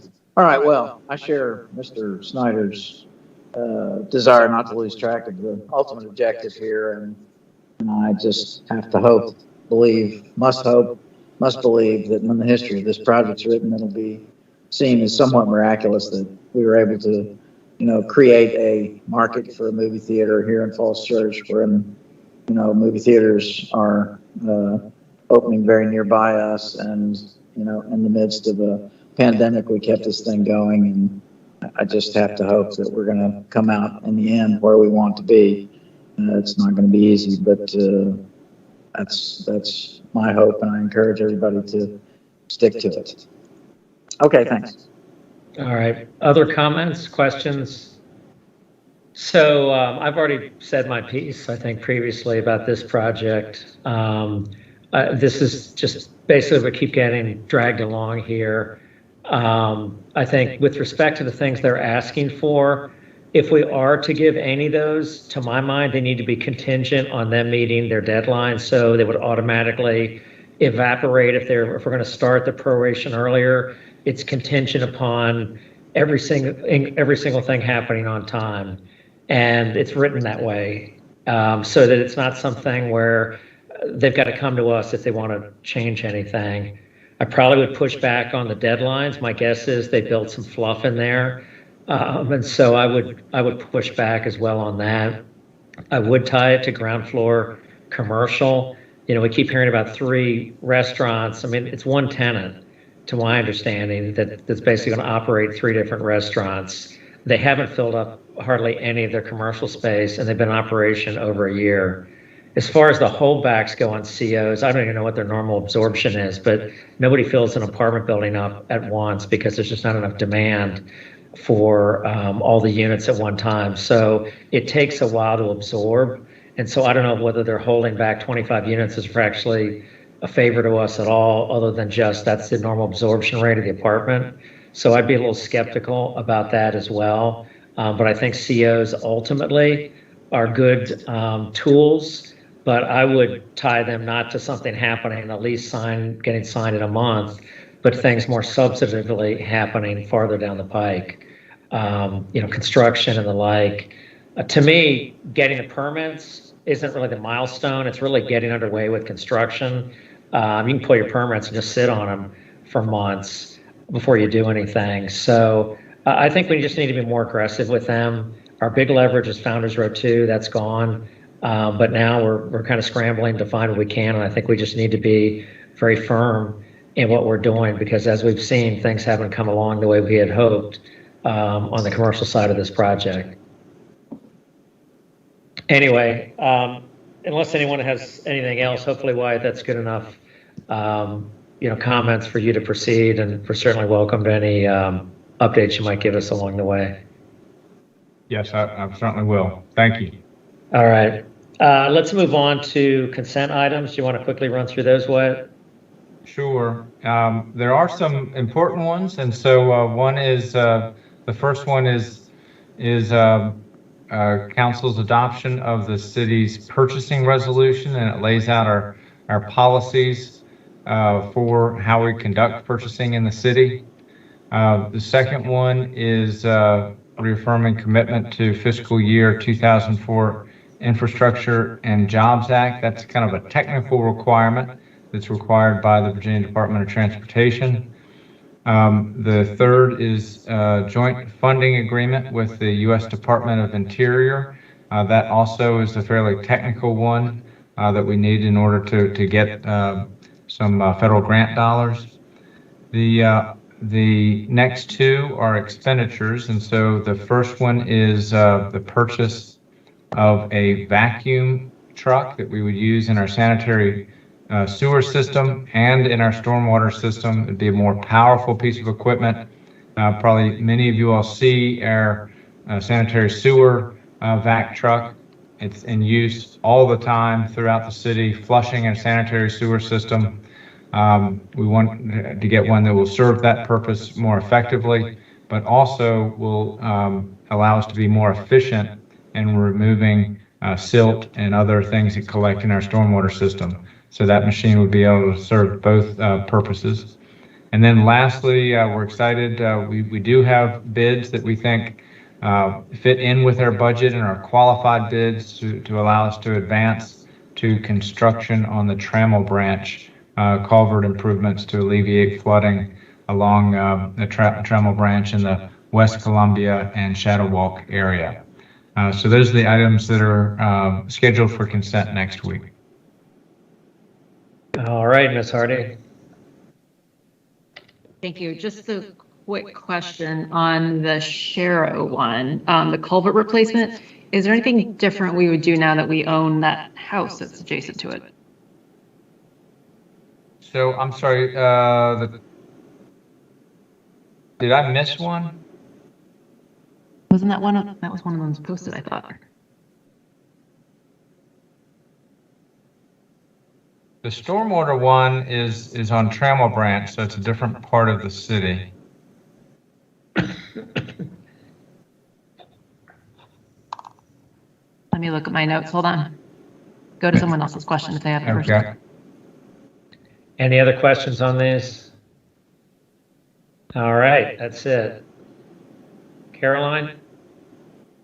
Yeah, regards to that purchasing item, I noticed that we're allowing time and materials. So just so that I understand, we've not done time and material contracts before, or that wasn't allowed? Can you give me some context, or did I misinterpret that? Ms. Bawa, are you able to respond, or is this something we should follow up on? I'm here. I'm sorry, I'm multitasking. Maybe I missed the question. The purchasing, sorry, go ahead. Maybe just in our follow-up on the staff report, we can just clarify with a response to your question on that. Yeah, so I think that would be good. And then the second thing that the wording here triggers is, you know, we as a city have more advantage to manage our cost when it is not time and materials projects, that it's fixed price. So I just want to make sure we've got, you know, the right language in that document that manages and provides us, you know, with the right controls, that we're not time and materials contracting too much. Does that make sense? Just from a governance perspective around procurement. It does, and maybe we can flesh out a little bit more where those would be used and where those would not be, and so I'll talk with staff to see if we can have a bit more information on that. Okay, thank you. Appreciate that. All right, do we have resolution on the issue about the culvert? If not, I would suggest maybe doing that offline. Maybe you guys could get together after the meeting tomorrow, for example, and see if that question can get resolved. Yep, will do. Thank you. Okay. Any other comments on the consent agenda items? All right, anything on council scheduling or other council comments or requests? All right. Unless there's anything else, then let's go ahead and adjourn our meeting tonight, and we'll get together very soon. Anything else? Any final words from anyone? Just a reminder, our next meeting is on Tuesday as opposed to Monday night in observance of Rosh Hashanah. That's right. All right, productive meeting. Thanks everyone for joining, and we will see each other. Is anyone going to the walking tour tomorrow, and is it already publicly advertised? If there's more than 2 of us going? I'll probably go. I plan to try to go. Same here. I guess a question for Carol, it's a public event. It's not a city-sponsored thing. It's the Coalition for Smarter Growth. Is it fine for all of us to show up? I think it is. Carol, you're on mute. Thank you. I think as a standard matter, these things get advertised that the group will be there, but I think even if it's not, as long as there's not a discussion of council business, you would be okay. You'll have to be careful about discussions with each other at the time. Got it. We will not walk together. We will walk alone. All right. 2 by 2. All right. Everyone have a great evening, and let's adjourn and see each other real soon. Thank you. Take care. Good night, everybody. Thanks, Bye-bye. council. Thank you. Good night. All right.